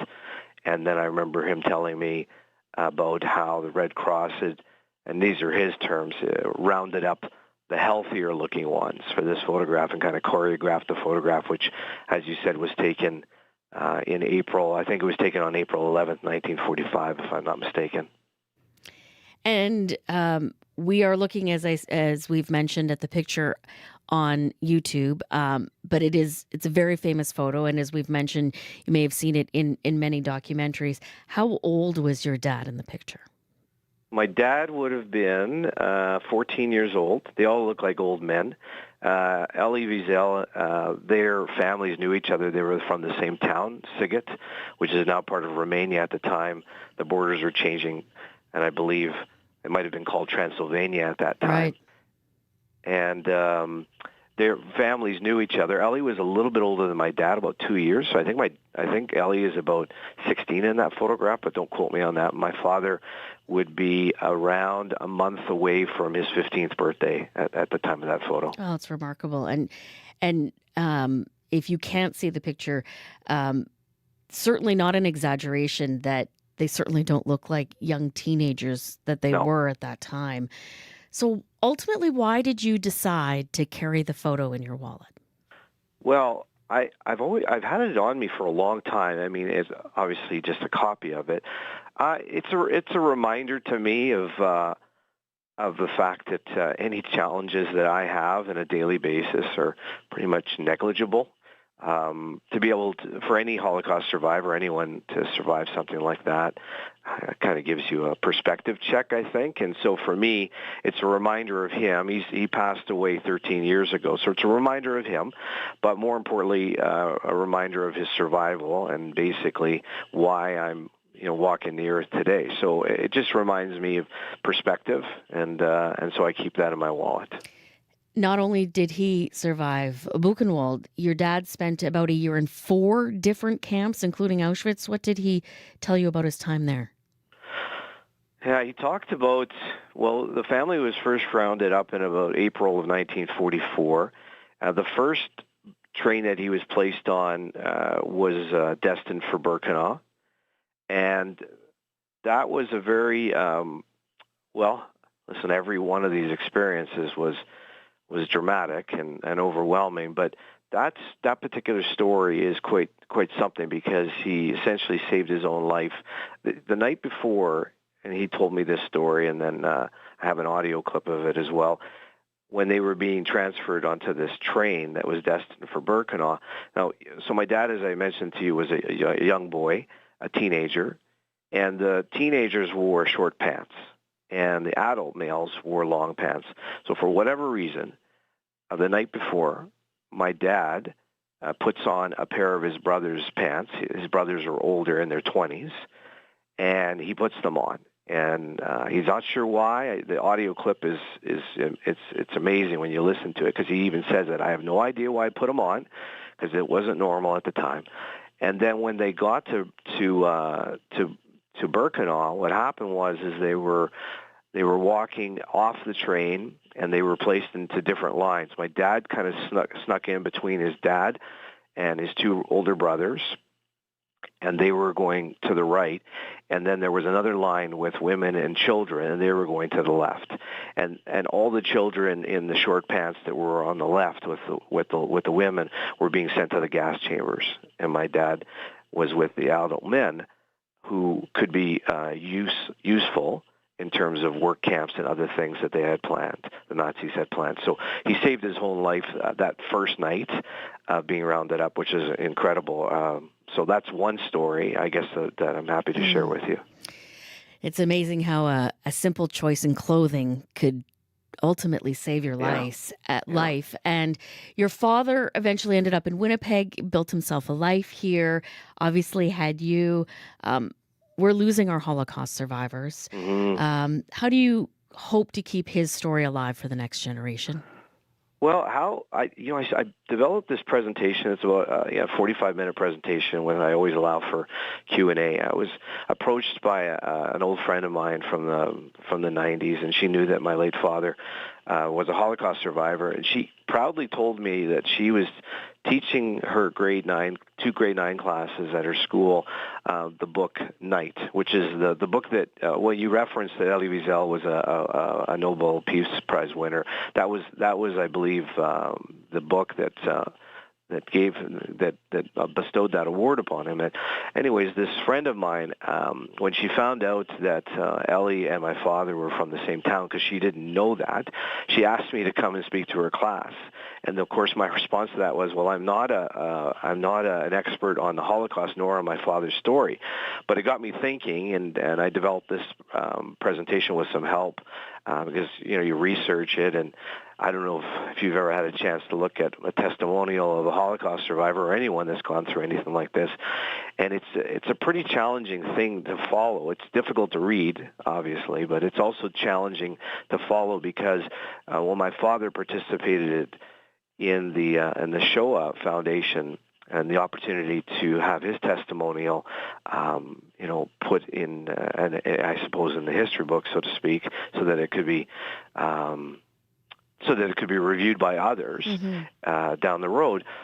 He would always talk about how it was important for him to tell his story, and so I would go through all of what he had been interviewed for, and it was challenging to put together something that was succinct and follow the timeline and that.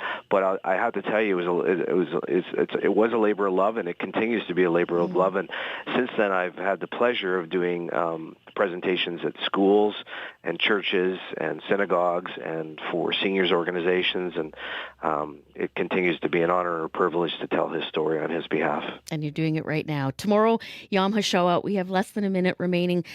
Let's talk about the Day to Remember the Holocaust. You're hosting an event at the legislature. Tell us about it. Yes, well, thank you for that. Unto Every Person There Is a Name is a program that was initiated by B'nai B'rith Canada. What it is it gives names back to those who were stripped of their identities before they were robbed of their lives. So by reciting the names, we remember that each victim was an individual, a mother, a father, a son or a daughter, a sister or a brother, a child, a friend. And each of these individuals had hopes and dreams like all of us, and they clung to life with those hopes. This particular connection is this program honors individuals that survived the Holocaust like my father, and their families that did not, that perished and that were murdered in the Holocaust. So therefore, we're going to be reciting. There's about 150 individuals from the community, both Jewish and non-Jewish community members, including politicians and many others, that come forward to the ledge, which is where it's taking place in the Golden Boy Room tomorrow, and they'll read out names of Holocaust survivor family members. So it's really it's just a wonderful initiative that continues to be going on each year, and here we are 81 years later after this dark chapter in human history, and it remains as relevant or more so than it ever has been. Rob Berkowitz is the CEO of the Rady Center here in Winnipeg. Thank you for joining us this morning. Thank you, Julie. He's the son of Holocaust survivor Alex Berkowitz. Yom HaShoah, a day to remember the Holocaust, tomorrow at the Manitoba Legislature, 11:45 at the Grand Staircase if you wish to attend. Time now to look at your Monday morning sports. And Scott Regehr is here. Let's start in the NHL. I was at this game with the Winnipeg Jets, and it was difficult to watch. They're still trying to keep their slim playoff hopes alive. Yeah, 7-1 loss. Not pretty. Now, with the loss over the weekend, combined with wins by L.A. and Nashville, Julie, the Jets are in a position where they not only can't afford to lose tonight, but they're going to need help as well from other teams. A single victory from either the Kings or the Predators this evening will officially eliminate Winnipeg from postseason contention. Defenseman Josh Morrissey, though, says the team is not focused on the out-of-town scoreboard. It is frustrating. We worked so hard to get back in this mix, but we got to stick with it. We got to keep fighting and just continue to try to control what we can. And basically, that's trying to win every single night until the end of the year, and that's all we can do. We can't control what other teams are doing. So, there's 6 possible points left. Can we get all 6 and see how the cards fall? Getting all 6 remaining points will not come easily, especially given tonight's opponent, Julie. Vegas have been one of the hottest teams in the league over the past couple of weeks, coinciding with their coaching change, surprising coaching change, bringing in John Tortorella for Bruce Cassidy. So the Golden Knights versus the Jets tonight, 9 p.m. puck drop. All right, stay up late. Over to golf, a historic performance at the Masters. For sure. Historic, Julie, because so few people have repeated as champions of the sport's most prestigious event. When Rory McIlroy secured his 2nd green jacket in a row yesterday, he became just the 4th to ever pull the feat off, the others being Jack Nicklaus, Nick Faldo, and Tiger Woods, so some rather esteemed golfing company there. It did not come easily. McIlroy coughed up a 6-stroke lead heading into the 3rd round and then had to win that lead back again. He did it. He prevailed by 1 stroke over his main rival, Scottie Scheffler, in the end, when there was no falling to the knees to celebrate as there was last year at this time.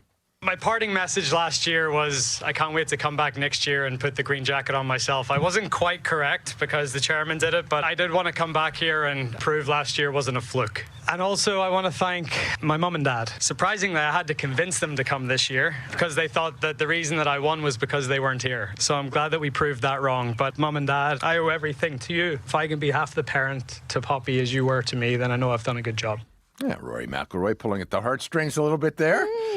His next tournament, Julie, is expected to be at a course owned by Donald Trump outside of Miami in a couple of weeks. And the American president considers Rory a good friend, called him a legend yesterday on social media after he won the Masters. So there's that. Yes, and earlier in the show, we were talking about a new TV show about a Jamaican curling team that's going to be based in Winnipeg. Now, that's fictional. So let's finish with real curling, where it's the beginning of a new era for the sport. Yeah, and given the year Brad Jacobs has been having, Julie, we probably shouldn't be surprised he was at the heart of that history. This needs to slow down. It's on the pin, and it's Shield Curling Club, your inaugural Rock League champions. What a finish! CBC's call of the Shield Curling Club winning the first ever Rock League championship yesterday in Toronto. Jacobs is the captain of that team. The last 12 months for me has been probably the best 12 months of my career. To go back to the Olympics and win a 2nd gold medal was just a dream come true all over again. And then to come here and end the season off, only one team ends with a victory, and it's Team Shield. So really special going into summer for everyone. Now we can celebrate and have a couple drinks together. It's going to be great. Gimli's Kerry Anderson, a big part of Shield as well. It's one of 6 curling clubs making up the Rock League, the first pro league in the sport's history. And with that win, Jacobs can afford to buy pints all around, you would think. $100,000 first prize. All right. Makes heading to the patch a little more reasonable for some and not so much for him. Yes. Thanks for doing this. Scott Regehr is with CBC Sports. Still to come, a nonprofit says a Winnipeg woman using some funds to pay for cruises and send money to a rapper abroad. That story and much more still to come. Your CBC News is next. This is CBC News. Good morning. I'm Heather Wells in Winnipeg. At 7:30, it's -1. Our temperature is going to be doing a bit of up and down throughout the week. Today's high, a cool 3 degrees. We get closer to normal tomorrow and then quite warm by Wednesday. Well, it was a frantic weekend in Peguis First Nation. Hundreds of workers laying thousands of sandbags, working around the clock to protect homes and buildings from rising water. The province has warned a devastating flood could hit Peguis again this year. Chief Stan Bird says the whole community is in a race against time, but he does expect another evacuation. By this weekend, we could be in the thick of it. But it's melting. You could see from the melt as you drive around the community, a lot of the snow is gone. We had some rain this morning. You know what happens every year? Our people's lives are put on hold. What other people experiences annually? The province says the Fisher River could reach water levels seen in floods. that caused thousands to be evacuated from Peguis in recent years. Bird says what his community needs is a permanent fix. Manitoba saw a drop in the number of substance-related deaths in the first 11 months of last year. Preliminary numbers from the Office of the Chief Medical Examiner show 354 substance-related deaths from January through November of 2025, down from 530 reported during that time the year before. Dr. Erin Knight is the Medical Director of Addiction Services at the Health Sciences Centre. She says on a national level, some likely factors include changes to drug supply, better access to the opioid reversing drug naloxone, and fewer people at risk of drug-related deaths because they've already died. I still see lots of people who are negatively impacted by drug poisonings all the time. And so that piece where maybe we're seeing a reduction in overdose deaths or in drug poisoning deaths because people have already died is quite sad to me. The Office of the Chief Medical Examiner says there will almost certainly be some changes to the numbers reported so far, but they will be minor. Well, by-elections will be held in 3 federal ridings today, and the results could hand the Liberals a majority government. Voters are heading to the polls in 2 Toronto ridings and a Montreal suburb. CBC News will have live coverage of the by-election results tonight on the CBC News app and on CBC News Network. U.S. President Donald Trump is announcing a new deadline this morning. He says American forces will begin a blockade at the Strait of Hormuz starting at 9 Central Time. Over the weekend, ceasefire talks between the U.S. and Iran failed to deliver a permanent peace deal. They broke their word, they broke their promise. And remember, their promise was that they were going to open the Hormuz Strait. They didn't do it. They lied. Iran warns any military ships approaching the Strait of Hormuz will be viewed as violating the 2-week ceasefire and will be dealt with, quote, harshly and decisively. You can hear the latest on this developing story coming up on World Report at 8. A Winnipeg woman is accused of misappropriating more than $6 million in funds earmarked for Indigenous land programs. A lawsuit filed last month by the First Nations National Guardians Network says Melanie Desjardins, its former finance director, used that money to go on cruises and to buy TikTok coins. The nonprofit was in charge of distributing funds for the federal government's Indigenous Guardians program. Dave Scott is an elder in Swan Lake First Nation and an Indigenous Guardian. We recognize the need here at Swan Lake simply because of the water quality that we were seeing, fish species that are dying. Desjardins declined comment, and a statement of defense has not been filed. You can hear more on this story coming up in this next half hour right here on Information Radio. Well, time to break out those tents. Manitoba Parks is opening reservations for the 2026 camping season this week, starting at 7 this morning. So it already started. You can now book cabins, yurts, and group use areas. Campsites at Birds Hill, Winnipeg Beach, and Grand Beach will be available to book tomorrow. And you can start booking spots in the White Shell on Wednesday. Other campsites will open for booking on Thursday and Friday. This year there is a new $10 cancellation fee. You can book online, by phone, or in person in Winnipeg. And bringing a Caribbean flair to curling. Sounds kind of cool, and it is the first ever Cool Sweepings Bonspiel in Winnipeg. The event was organized by the creator of the Cool Sweepings TV show. The show follows 4 Canadian Jamaicans hitting the ice to save a Winnipeg curling club. Dylan Morgan is part of the Cool Sweepings cast. Kind of like the bobsled team, but we're curling over here, you know? It feels very familiar, like it feels like we're at home. It's just cool. I think people like it. It's a little more relaxed, less pressure, easy vibe, easy running vibe. The team featured in the show also took part in the Bonspiel. Cool Sweepings is set to air this summer. You can find the latest news updated throughout your day. Just head to cbc.ca/Manitoba. Super fun. Yeah. And Heather, are you a camper? As you mentioned that you can now book campsites and yurts. Do you know what? I I am not. I grew up on a farm, so my dad never took us camping. Right. And as an adult, I don't know that I like sleeping like so close to the ground. I'm not, no, not You me. know what? My idea of camping has 5 stars in it. So. Yes, exactly. But I respect the people that do, because it's a lot of work. And even to get these spots, they're highly coveted, I know. So fingers crossed for all those folks that have been trying to get those spots this morning. Absolutely. Thank you, Heather. Thank you. Heather Wells at the CBC News Centre this morning. Abby Adeyemi, well, it's a little bit cold to be doing camping, even in the south, but... Well, maybe a good day for a day trip somewhere. Just if you're like me and all you do is just love your day trips and just drive out idea. and come back within 8 hours. That's true. This might be a good one for the southern part of the province, because we're going to be seeing more like a mix of sun and clouds today. We're featuring mild temperatures across the southern regions. While as you travel towards the north, you're going to be feeling those wind chills as you get close to Churchill. For the Red River Valley region, we're looking at a cloudy start. Then it's going to clear at some point. We're going to see a mix of sun and clouds at the afternoon period. Breezy conditions. We are currently around -1 at the Forks. Similar temperatures you're seeing at the airport. Mostly cloudy there. Temperatures staying around this range for most of the day.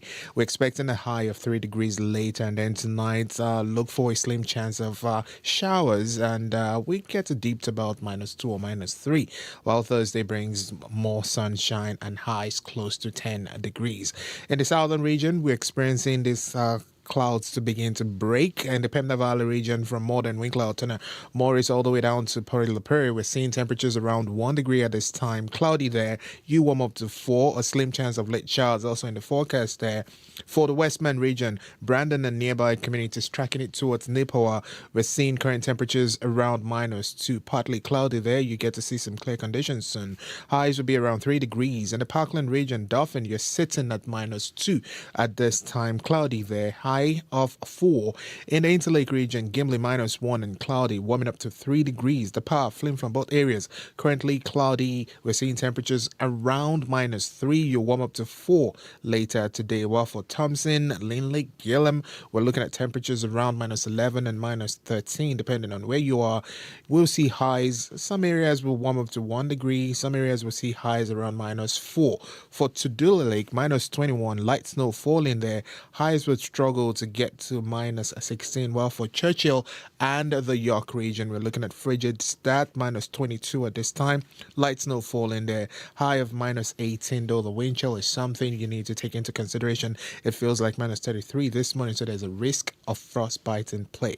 So across the province, we're seeing this clearing trend in the southern part, while up north, we're still noticing the cold there and some snowy conditions. For the city, we're expecting a high of 3 degrees today, with current temperatures at the Forks and at the airport hovering around -1 and 0. But Wednesday? Do you want me to say it rolled around? Yeah, drum roll, please. 16. Wow. No minus in front of that. 16. The teens. Yeah. We're ready for it. Then you can start camping. We're all longing for our teens.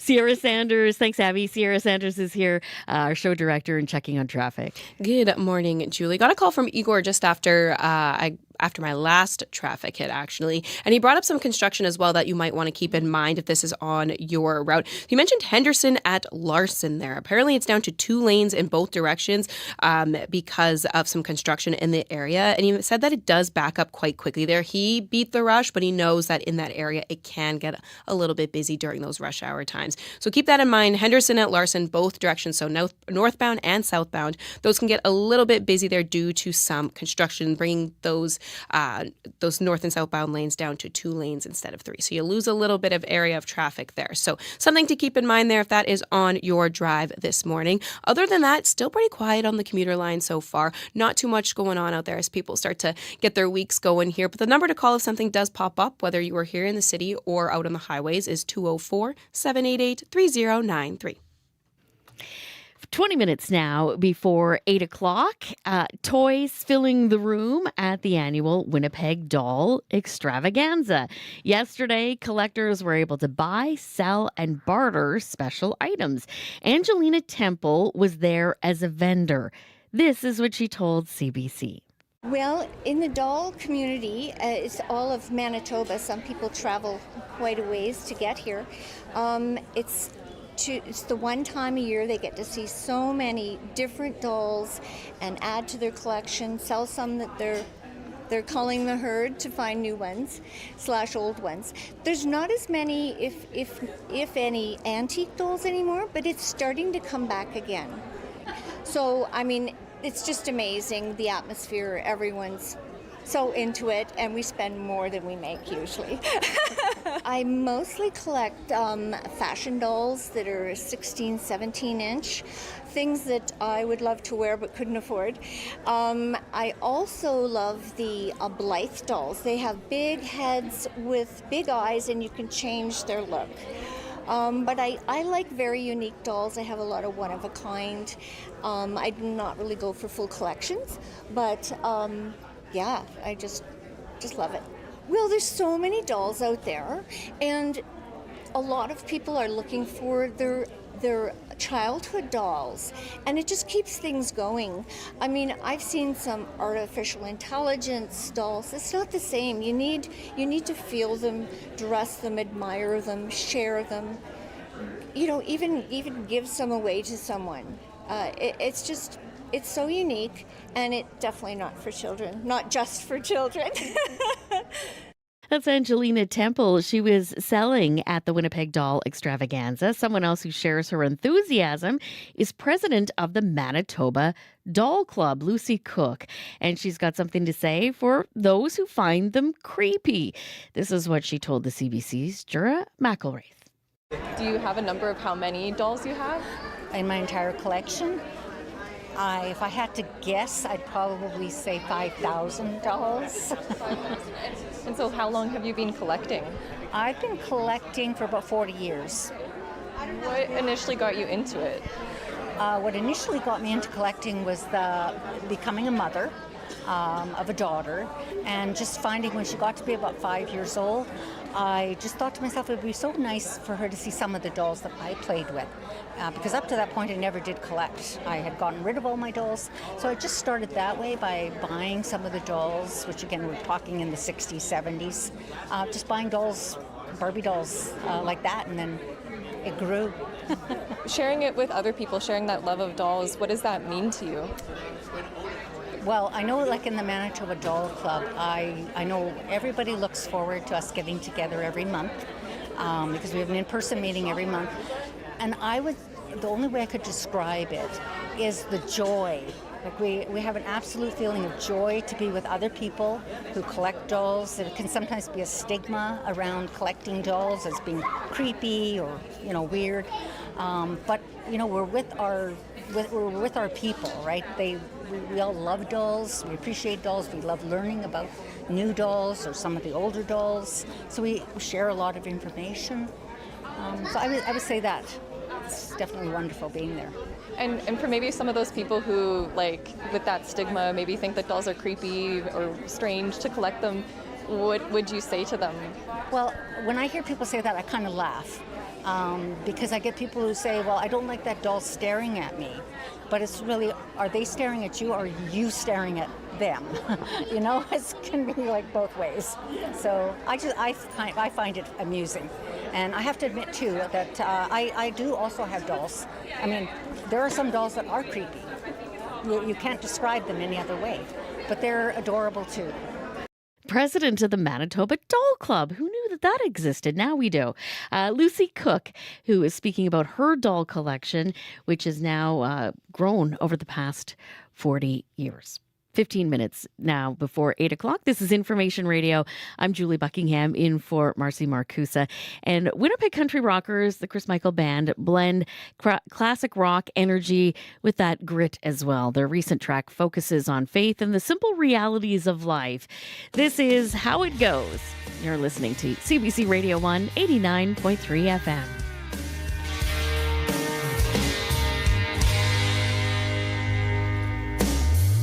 Turned your back on me and walked away. Things will never be the same if I change a thing.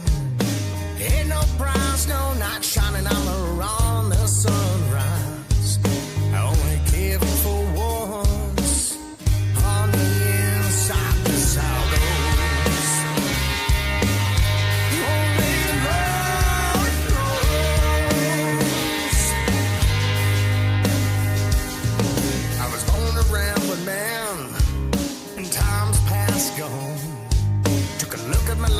in the rearview mirror, wish we'd go back there in time. Till we laughed and cried and the sun comes up and the days gone past by. Everything's alright till we say goodbye. This is how it goes. Only the Lord knows. When the fence is long and the days are cold and the dogs go on and on, and don't pick a truck or a tank of gas or headlight, no radio, and the dullest crowd leaves this town. We don't give up on those rides, and the family ties and alibis sing along the song goes. This how it goes. Only the Lord knows.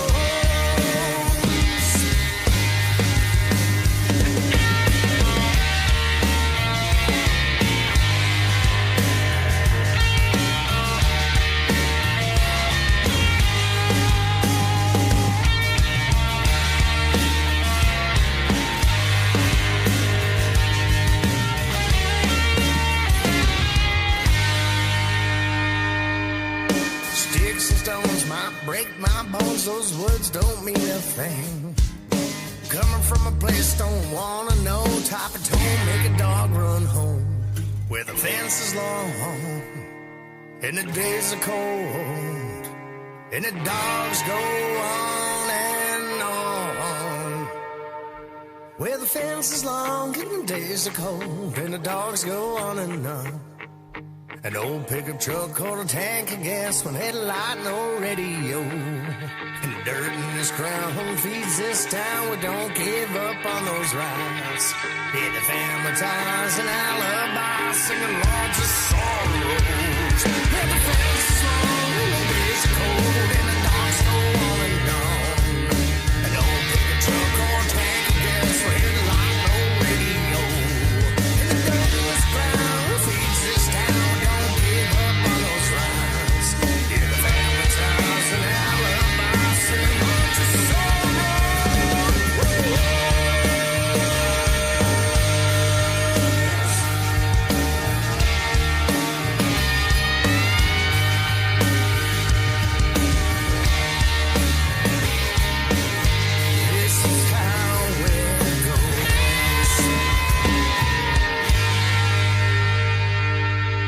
Good tune for driving to work 11 minutes before 8 o'clock. The Chris Michael Band with This Is How It Goes.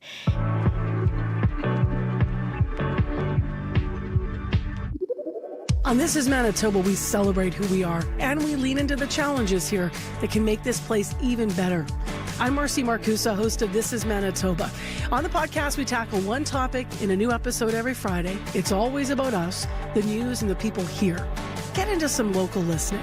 Find and follow This Is Manitoba wherever you get your podcasts. Coming up after 8, more than 200 volunteers have been doing 12-hour shifts on Peguis First Nation, piling up thousands of sandbags, as you've been hearing in the news, prepping for what some are calling one of the worst floods this spring. We'll hear from volunteers in the community. That is still to come after World Report. Let's check your forecast now for the city of Winnipeg. Abby's been telling us about it, but let's recap that for you. A mix of sun and clouds by this afternoon, and we are anticipating a high of 3, then partly cloudy with a chance of showers late this evening and after midnight, the low of -2. And then on Tuesday, clearing in the morning, the high of 9, and a little peek ahead at Wednesday because why not? It's worth it.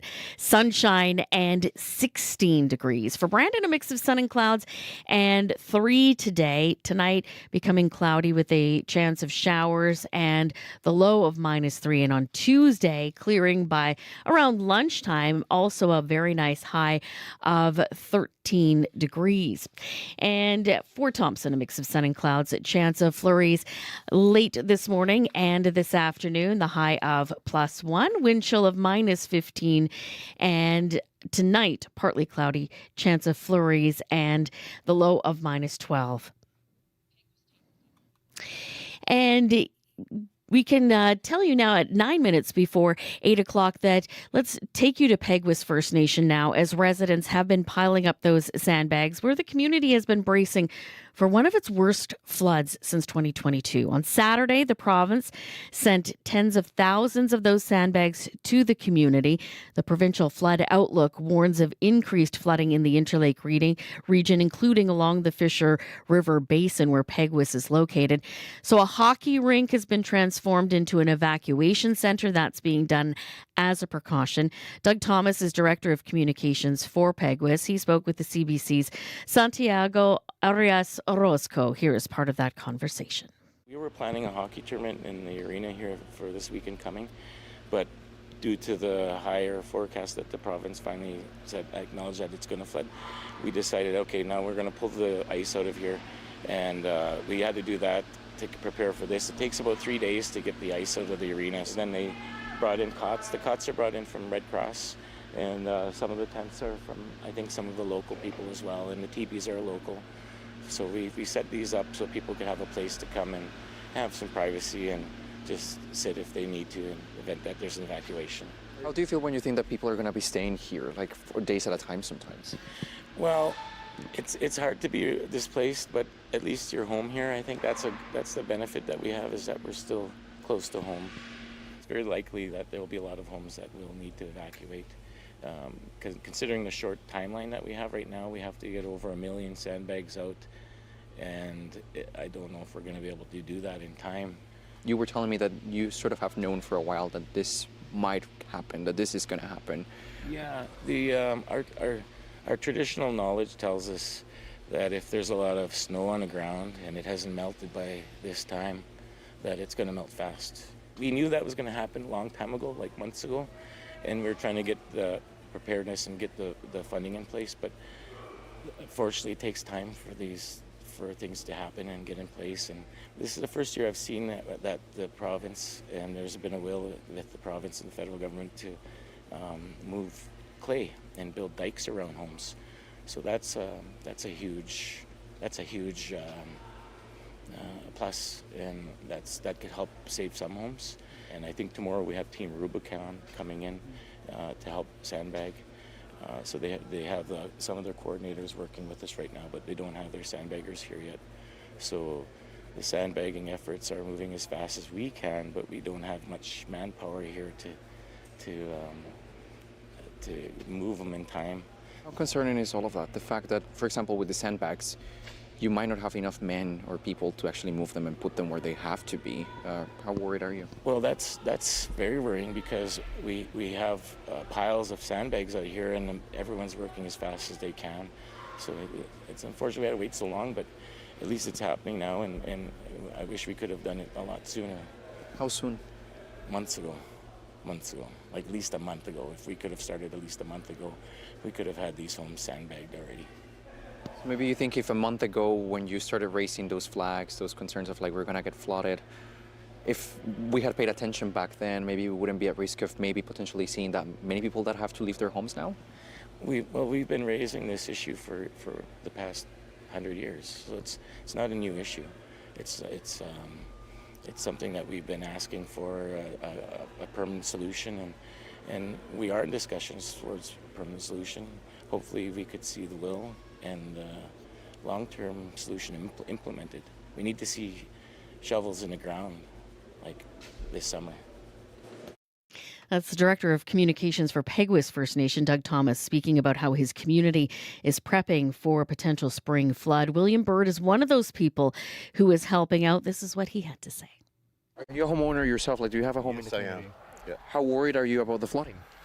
Oh, very, very worried. I mean, my place is over the ridge there, so I really don't get the flooding here like they do. But I got family all along the main highway here, and that's where the majority of the flooding happens. So it is a big concern, and it's difficult for us to do this year after year after year, because sometimes, no matter what our efforts are, it's futile if the water comes above what we expect. You know? So how often does this happen that you have to be putting sandbags? Every year. every year. Yeah. So we've become accustomed to it. You know, it's just part of life here in the reservation, and we do the best we can with what we have. You know, and that's what we're doing. I was talking with the hydrologist, and he told me that it might be 6 days until we start seeing the flooding. How worried are you about that? Well, we're working as fast as we can, you know, and we want to save as many homes as we can, you know. So to be strategic about it, we have those people in place that determine all of this, and as a community, we pull together, and you can see the camaraderie that's happening here. That's a big part of it, you know.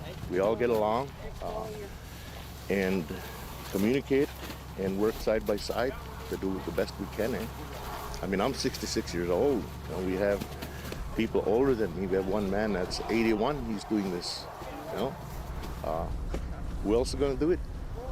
Peguis First Nation resident William Bird talking about what he's doing to help his community prepare for potential flooding. CBC has reached out to the province for further comment.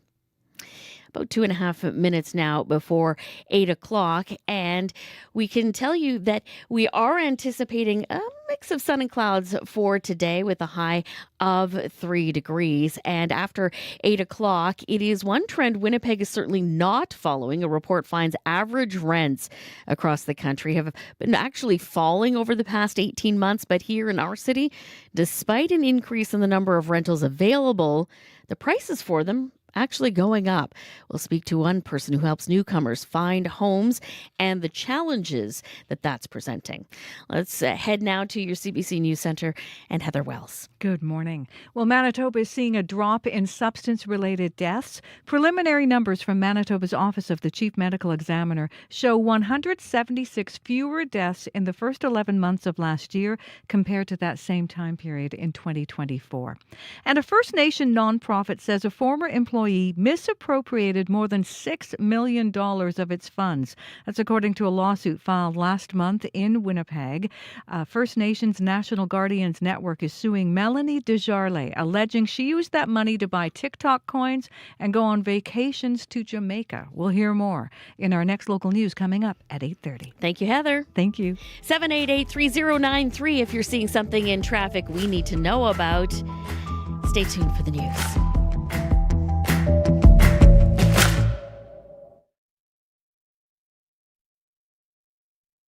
Canada Reads 2026. 5 perceptive panelists, 5 blockbuster books, 4 days of smart and sassy deliberation and debate.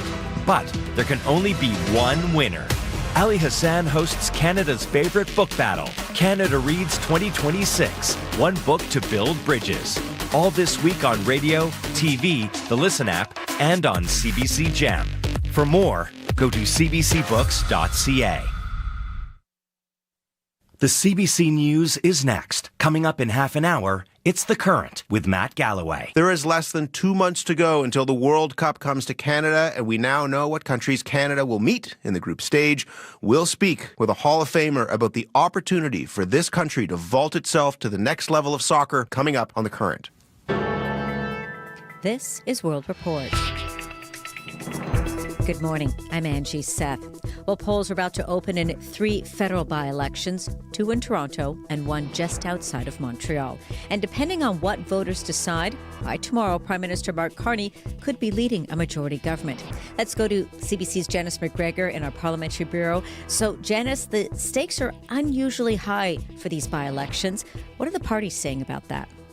It's been really interesting. At the Liberal Convention over the weekend, for example, Industry Minister Melanie Joly, who's also a major party organizer in Quebec especially, she said the ballot question for these by-elections is about which party can offer stability in a world of instability. But barring a major shock in the 2 Toronto seats, where the Liberals usually win by comfortable margins, recent floor crossings have already manifested a situation where the Liberals will probably flip over into majority government territory tonight, regardless of what happens in the suburban Terrebonne seat north of Montreal. That has been held provincially by the Parti Québécois. Federally, it hasn't been Liberal since the 80s. And so the Bloc has been out saying that since the majority is now assured, voters there should really be casting their ballots based on who's best to represent the interests of Quebecers. So we'll see which narrative wins tonight. So if the Liberals do come out as a majority with these by-elections, will that put an end, however, to the string of floor crossings? Indeed. I mean, a few more MPs, that's an insurance policy for the Liberals, right? Especially if this Parliament now continues for several more years. Government House Leader Stephen McKinnon continues to deny that poaching the 5 MPs so far was an undemocratic power grab. We think the times require and demand that we work with other parties on these solutions. We want to be a unifying government. We want to bring solutions that Canadians from all walks of life, from all regions can adhere to. Still, this shift from minority to majority, that's going to remove powerful tools from opposition hands. They won't be able to leverage key swing votes to broker wins for their riding or their party interests once the Liberals have enough votes of their own. CBC's Janice McGregor for us in Ottawa. Thank you. You're welcome. Well, Hungary's newly elected Prime Minister, Peter Magyar, is gearing up to overhaul his country. Magyar won the country's national election with a resounding majority. He campaigned on making Hungary a more robust democracy. Here's what he told reporters this past hour. Hungary is in trouble in every aspect. Our country has been dropped. It's been sold. It's been ruined. It has become the poorest and the most corrupt country in the European Union. Magyar win and ousted Viktor Orban, who led the country for 16 years. He says his first steps will be to introduce anti-corruption measures and to amend Hungary's constitution so prime ministers cannot serve for longer than 2 terms. U.S. President Donald Trump says his military will be blocking the Strait of Hormuz within hours. Trump's threat comes after high-level negotiations with Iran ended without an agreement over the weekend. The White House blames the failed talks on Tehran's refusal to give up its nuclear ambitions. I'm now joined by CBC's Sacha Petrusik in Jerusalem. So, Sasha, what more can you tell us about this U.S. blockade? Well, Angie, we might be seeing a new standoff developing. The U.S. military has announced it's blocking all of Iran's ports on either side of the Strait of Hormuz, which seems like an attempt to put economic pressure on Iran without blocking the whole waterway. Now, this comes after some confusion yesterday when Trump posted that the strait would be closed entirely. That seems to be a little more selective now. But shipping companies are being cautious with oil tankers and carriers once again avoiding this strategic passage. And oil prices are rising again. As for Iran, it insists it controls the strait and it threatens that no port will now be safe. So the ceasefire, we understand, is still, or it seems to be holding. But where do things stand with negotiations between Iran and the United States? That's a good question. It's not clear whether there is any continuing contact, directly or through mediators. The U.S. blames Iran for refusing to give up its entire nuclear program, accusing it of planning to build nuclear weapons. Iran says its program is just for civilian purposes and that the U.S. is demanding too much. But already there are threats of more military action flying, with Trump once again saying he'll bomb Iran back to the Stone Ages by destroying bridges and electric generating plants, and saying he doesn't care if Iran does return to the negotiating table. Iran's responded by saying, if you fight, we will fight. Angie? That's the CBC's Sacha Petrusik in Jerusalem. Sasha, thank you for this. My pleasure. Meantime, U.S. President Donald Trump says he doesn't like Pope Leo. Trump is accusing the head of the Catholic Church of being soft on crime and very liberal. Speaking at Joint Base Andrews, Trump criticized the Pope for his stance on nuclear weapons and foreign policy. I'm not a big fan of Pope Leo. He's a very liberal person, and he's a man that doesn't believe in stopping crime. He's a man that doesn't think that we should be toying with a country that wants a nuclear weapons so they can blow up the world. Pope Leo says he does not fear the Trump administration and will continue to criticize the U.S.-Israeli war in Iran. In the past, the Pope called Trump's threats to destroy Iran's civilization unacceptable. Here at home, Quebec has a new premier. Christine Frechette has been chosen to take over as leader of the coalition Avenir Quebec. François Legault had hoped to serve a third term as premier, but polls suggested he and his political party had become too unpopular. So now the CAQ's survival is in the hands of his successor. Cathy Senet has more. Aujourd'hui, vous avez choisi une femme et un leadership rassembleur. Christine Frechette is the next Premier of Quebec. She's the second woman to reach the top job in the province's history after Parti québécois leader Pauline Marois in 2012. I'm glad that the members gave me their confidence.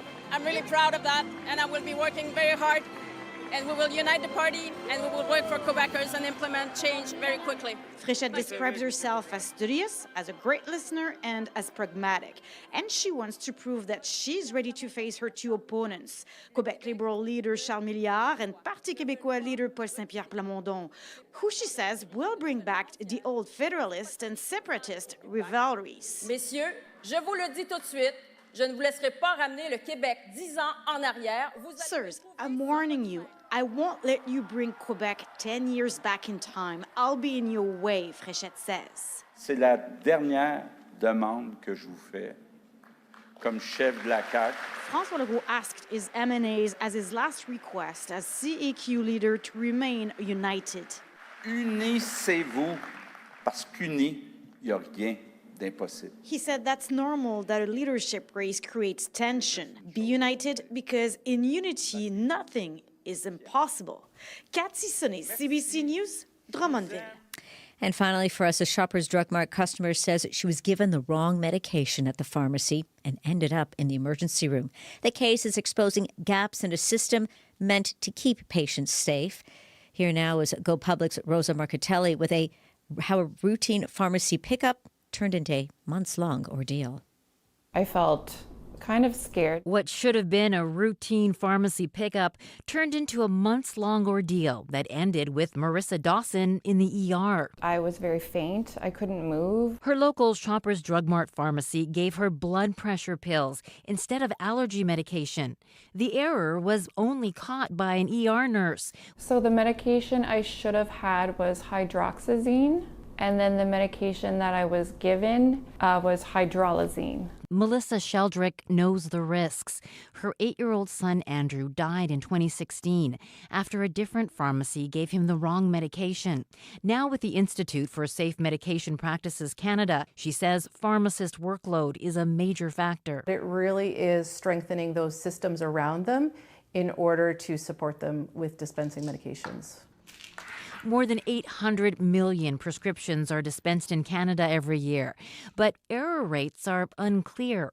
Dawson says requiring errors to be reported is a good start. She's since switched pharmacies. I am double-checking everything. Loblaw Companies Limited, which owns Shoppers Drug Mart, says what happened was preventable human error, saying it has reinforced existing safety procedures with pharmacy staff. Rosa Marcatelli, CBC News, Toronto. And that is the latest national and international news from World Report. For news anytime, go to cbcnews.ca. I'm Angie Seth. This is CBC News.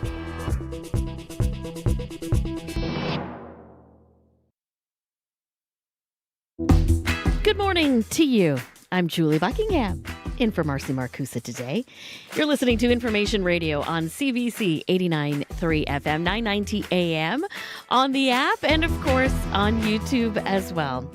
Thank you for being with me this Monday morning. Minus 1 degree outside our studios at Portage and Spence. We are going to anticipate a high of 3 today by midweek, high of 16. Abby will have your full forecast in his glorious moment still to come.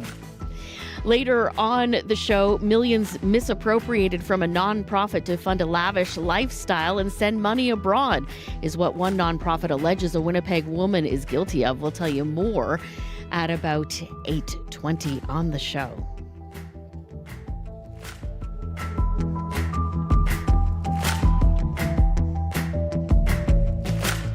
Let's head to the news center now. That's where we find Heather Wells. Good morning. Well, Peguis First Nation is preparing for the worst. Thousands of sandbags have been shipped to that community to protect it from expected devastating floods.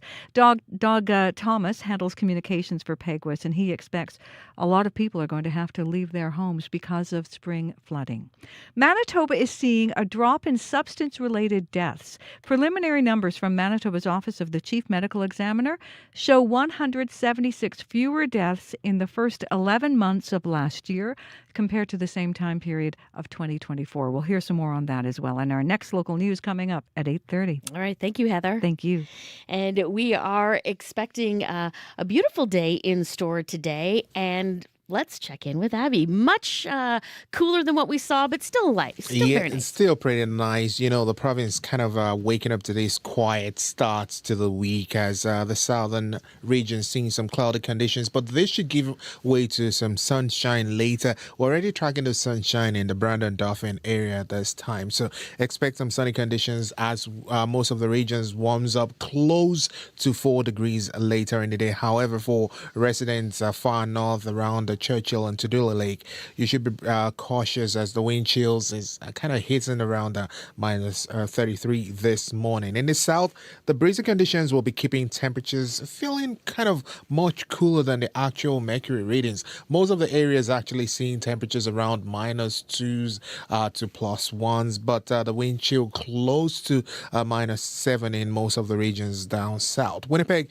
we're currently at -1, mostly cloudy outside. We're about to see some sunny breaks out there. We warm up to 3 degrees later, but much cooler than our seasonal for this time of the year. We are supposed to warm up to 10 degrees today, but we only get to 3 degrees later in the day. Now, across the southern regions, from the Pembina Valley region, the Westman and the Interlake region, we're seeing temperatures just hovering around 1 and -2. Expect this morning clouds to break for a mix of sun and clouds, and most of the regions will see highs get close to 5 degrees later. But up north, we're still dealing with, frigid temperatures around Churchill. We're looking at -22 and the wind chill close to -35. So take it easy as we enjoy this calm, cool Monday in the south. Winnipeg right now, we are at -1. We warm up to 3 degrees later. And for Wednesday, we get to 16 degrees. Kind of stole your thunder on that one. We won't talk about Thursday and Friday at this point. Let's just focus on Wednesday. We're just going to absorb the heat for Wednesday, and it's going to sustain us into the weekend. That's a good way to look at it. Well, so far, we've been sustaining a pretty spectacular Monday morning drive, Sierra Sanders. Yeah, so far we have. The commuter line has been pretty quiet today. Obviously, there's still some time left in the show if you do want to give me a call about something. But quickly want to note some construction that's going on here. So northbound Sherbrooke Street from Portage to Ellis, the northbound west curb and first middle lanes are closed for construction until April 27th. Also, that bike lane is also closed too. So if you're an active commuter, you want to keep that in mind. And as well, you want to keep an eye out for that no parking signage so you don't get caught there in that area. So something to keep in mind here as the morning rush hour continues and you look towards the afternoon rush hour later today. Again, the number to call if there is something getting in your way. We still have a little bit of time left in the show. That number is 204-788-3093.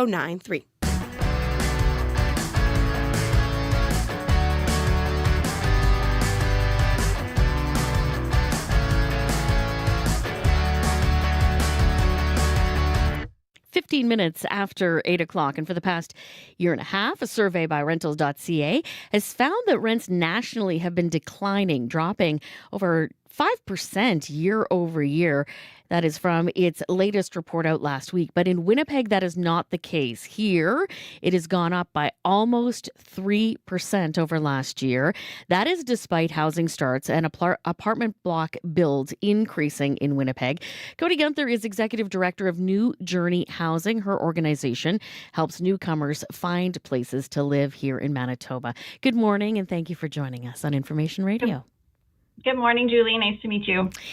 What do you make of these statistics that Winnipeg is bucking this national trend and is actually seeing rents creeping up instead of going down?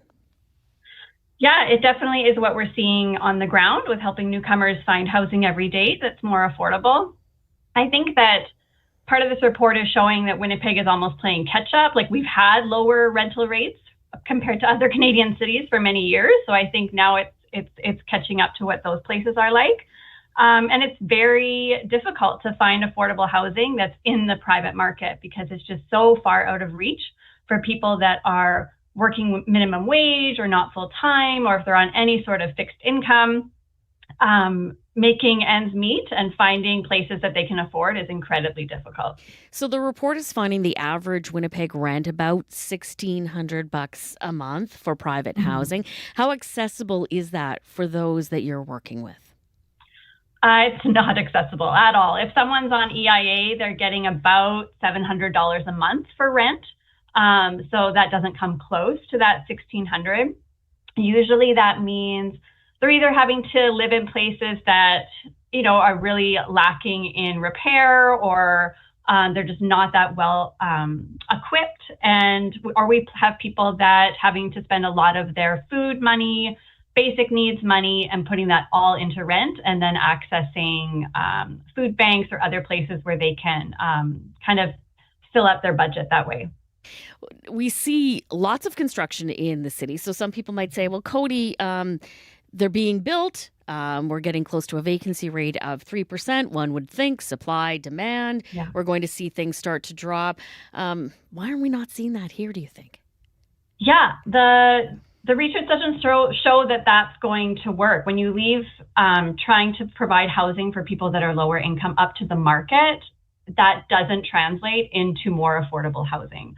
So that is why we need more social housing. We need government to provide rent subsidies in order to make these rents more attainable for folks, because the market is not going to provide housing for people that are low income. We need support in order to make that happen. So we're seeing some buzzwords start to be thrown out a lot. Affordable units, deeply affordable units. We've seen a number of developments be announced where a small portion of the builds are including what they're calling deeply affordable units. Recent example would be the Marlborough Hotel. They're saying 40 of 307 would be deeply affordable. Is that enough? No, it's not enough. And also your point about knowing what those words mean. Does it mean it's rent geared to income, which is 30% of someone's income is what the rent will be? Affordable rates we've seen aren't actually affordable for people that are lower income. So making sure we understand what those definitions mean is really important. And you're right, it's not enough of those units in these large projects that are coming online. And then the other point is, let's say there are some affordable units in a build. How do people access those? Like, what is the application like? What are the barriers there? Because here in Manitoba, every different affordable housing project can have a different application form, a different wait list. So if you're someone that is trying to navigate those things, that's really hard to do. You could be on a wait list at 20 different property management companies and not knowing when you're next in line or how that waiting list works. So the units become really scattered and hard to access. And if you throw in language barriers or cultural barriers on top of that, that makes it even harder to get into. So what happens if you move outside the perimeter? What's it like for newcomers that are not in the city of Winnipeg, where one would think, again, that there's going to be more supply? Yeah, I think the rents have also been increasing outside of Winnipeg as well. We do know newcomers go all throughout the province. They aren't just in Winnipeg. But I think the vacancy rates are even lower in some of those communities. There's more maybe homeowners versus renters. You don't have these tall, high-rise apartment buildings with X number of units. So there's also a struggle there. Maybe like 10, 15 years ago, there wasn't as much, but things have changed and people are moving to different communities, and it's just as tough out there. Lots to still talk about on this file, and hope to have you back again in the future. Thank you for doing this. Thank you, Julie. Cody Gunther is the Executive Director of New Journey Housing here in Winnipeg.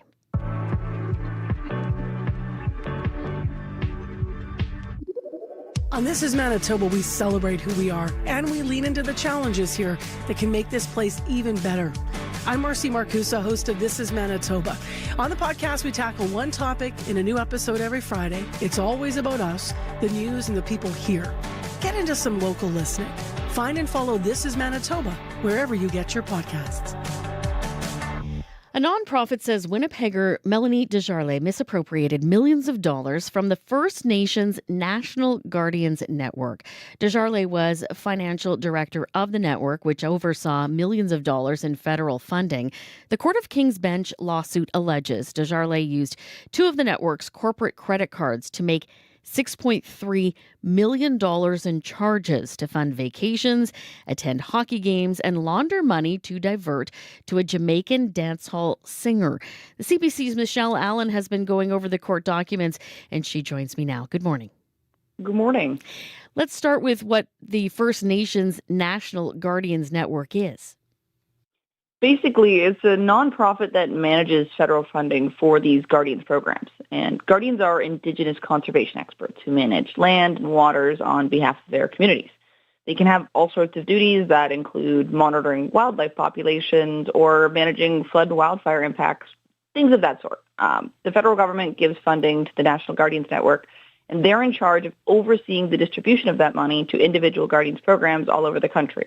So we're talking millions of dollars that they're responsible for. So what does the lawsuit allege happened here? NGN is alleging that its former finance director drained their accounts through purchases to cruise lines, buying TikTok coins, and payments to a Jamaican dancehall artist. It says she racked up $6.3 million in charges across two different corporate credit cards. $5 million of that was allegedly on TikTok alone. The lawsuit also included PayPal transaction records, They say these reveal over $750,000 US was sent directly to this Jamaican dancehall artist named Conrad Williams, a.k.a. Short God. Appears to be his name that he's using as a musician. They list some of the messages written in the PayPal transfers. Like, for example, in September 2025, she sends him $1,500 saying, "Happy early birthday," according to the court documents. November, 68 cents saying, "This is the last payment from me. Last time you'll hear from me. Love you. Sorry it didn't work out." And then in December, we have another $5,000 payment allegedly that says, "I don't know why you can't be nice to me and love me." So we're not really sure what to make of those records and messages, but the documents say that it's possible Desjardins and Williams may have had a romantic relationship. So help us understand why someone would pay $5 million to the social media site like TikTok. We don't know exactly, but the court documents say it could be an attempt at money laundering. So the purchases allegedly were on TikTok coins, which are a virtual currency you can spend on gifts to send to creators during live streams. And when a user gets a gift during a live stream, it converts to diamonds on the platform, and these diamonds can be cashed out by the user in real money. So the dancehall artist, who also had a TikTok account where he went by the username Short God, the lawsuit notes him specifically and says, quote, "The evidence suggests that the payments to TikTok were made for the purpose of laundering funds and diverting them to the musician." So what does this mean for the Guardians program funded by this nonprofit?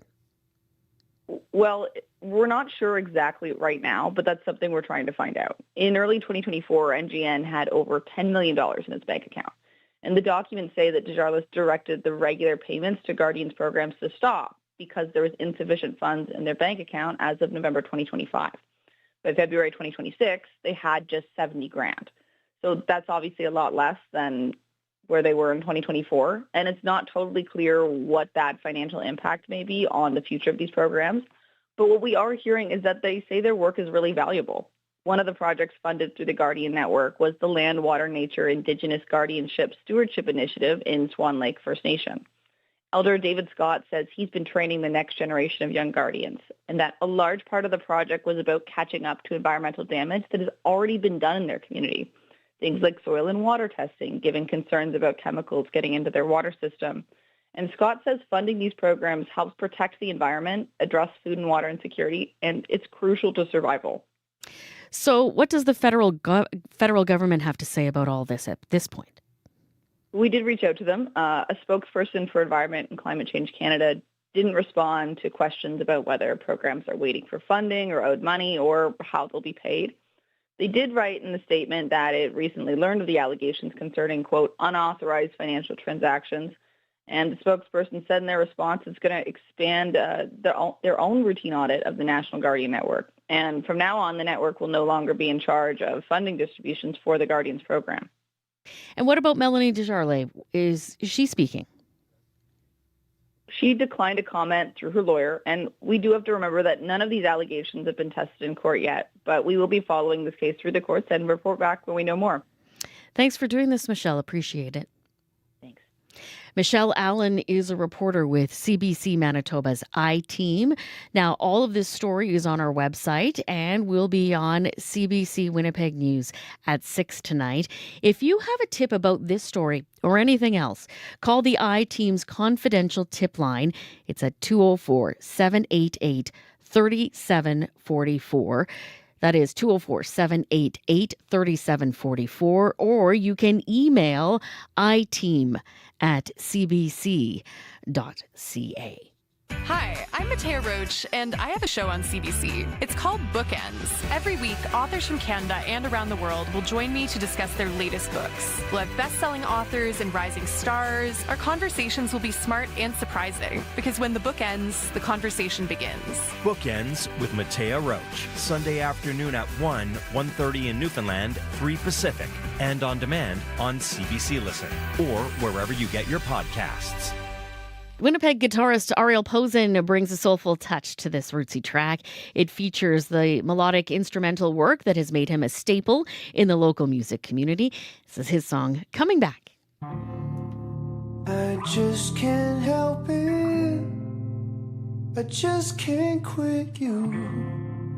Got me addicted. I wanna lock you up, baby. Feel the head rush. Nothing's gonna stop us from burning out. I get high, waiting for the next time. I feel you rushing through my veins. Something about that taste, it keeps me coming back to you. Keeps me coming back to you. Keeps me coming back to you. Keeps me coming back to you. You make me reckless, chasing down the sun like jackfruit breakfast. I wanna drink you up, baby, pour another one. Nothing's gonna stop us from burning it down. Get wasted, wake up and I hate it. I feel you rushing through my veins. Something about that taste, it keeps me coming back to you. Keeps me coming back to you. Keeps me coming back to you. Keeps me coming back to you.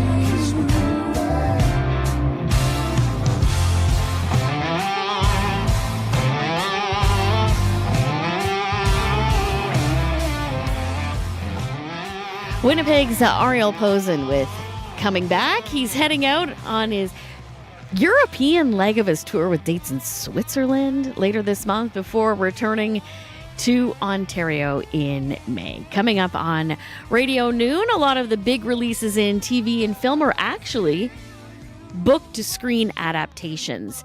And Marge will be speaking with film studies professor on the call-in today about what makes a good adaptation and why so many people get up in arms or feel very passionate about discussing adaptations. We want you to share your favorite and perhaps your least favorite film adaptations after 12:30 today with Marjorie Dowhouse.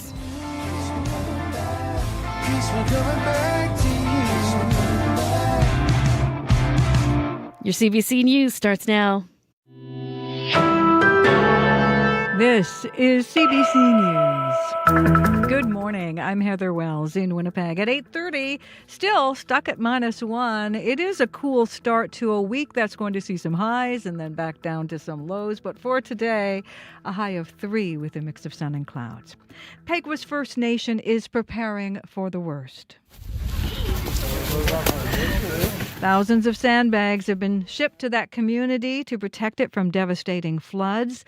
People over the weekend, as you hear there, were assembling those sandbags. Doug Thomas handles communications for the First Nation, and he expects a lot of people are going to have to leave their homes. Considering the short timeline that we have right now, we have to get over 1 million sandbags out. And I don't know if we're going to be able to do that in time. It's always hard. There's people that are not back yet from 2011. So we still have evacuees that are still basically homeless. Peguis chronically faces catastrophic floods. The province says this year could be as bad as 2014 or even 2022, when more than 1,000 people were forced out. The First Nations chief says he's glad governments are helping them prepare, but says what the community really needs is a permanent solution. Manitoba is seeing a drop in substance-related deaths. Preliminary numbers from Manitoba's Office of the Chief Medical Examiner show 176 fewer deaths in the first 11 months of last year compared to the same time period in 2024. Dr. Erin Knight is president of the Canadian Society of Addiction Medicine and the medical director of Addictions Services at the Health Sciences Centre. She says it's too early to know if this trend will continue. I still see every day people who have recently lost loved ones and friends and family to unnecessary drug poisonings. And so on a personal and clinical level in the work that I do, I haven't seen the impact of what we're seeing from those numbers yet. Knight says it's hard to know exactly what caused the drop in substance-related deaths in Manitoba, but on a national level, some likely factors leading to the decrease include changes to the drug supply and better access to the opioid-reversing drug naloxone. A First Nation nonprofit says a former employee misappropriated more than $6 million of its funds. That is according to a lawsuit filed last month in Winnipeg. First Nations National Guardians Network is suing Melanie Desjardins, alleging she used the money to buy TikTok coins and go on vacations to Jamaica. The network was in charge of distributing funds for the federal government's Indigenous Guardians program. Dave Scott is an elder in Swan Lake First Nation and an Indigenous guardian. We are so far behind in addressing the concerns that we have. Food insecurity, water insecurity. Those things are crucial to our survival. Desjardins declined to comment, and a statement of defense has not been filed. After learning of the allegations, the federal government said it would take over distribution of the Indigenous Guardians program. Prime Minister Mark Carney could soon have a majority government. Voters are headed to the polls today in 3 federal by-elections that could bring the Liberals' seat count up to a total of 174 in the House of Commons, although the Liberals only need to win 1 riding to get a majority. If the Liberals secure a majority, they would be able to change the standing orders of the House and also have control of committees. The by-elections are in 2 Toronto ridings and just outside Montreal in the suburb Terrebonne. It is time to break out those tents. Manitoba Parks is opening reservations for the 2026 camping season this week. Starting today, you can book cabins, yurts, and group use areas. Campsites at Birds Hill, Winnipeg Beach, and Grand Beach will be available starting tomorrow. You can start booking spots in the White Shell on Wednesday. Other campsites will open for booking Thursday and Friday. This year, there is a new $10 cancellation fee. You can book online, by phone, or in person in Winnipeg. Well, toys filled the room at the annual Winnipeg Doll Extravaganza, bringing collectors and nostalgia seekers into another world. Angelina Temple started collecting fashion dolls after keeping some of her childhood toys. And she says as an adult, it's important to embrace whimsy. I am deep in love with so many dolls, and it's just really brightened my life. Things can go wrong, but it doesn't matter. You just make some time to play. Temple says the extravaganza is a good way for collectors to clear out dolls they no longer want.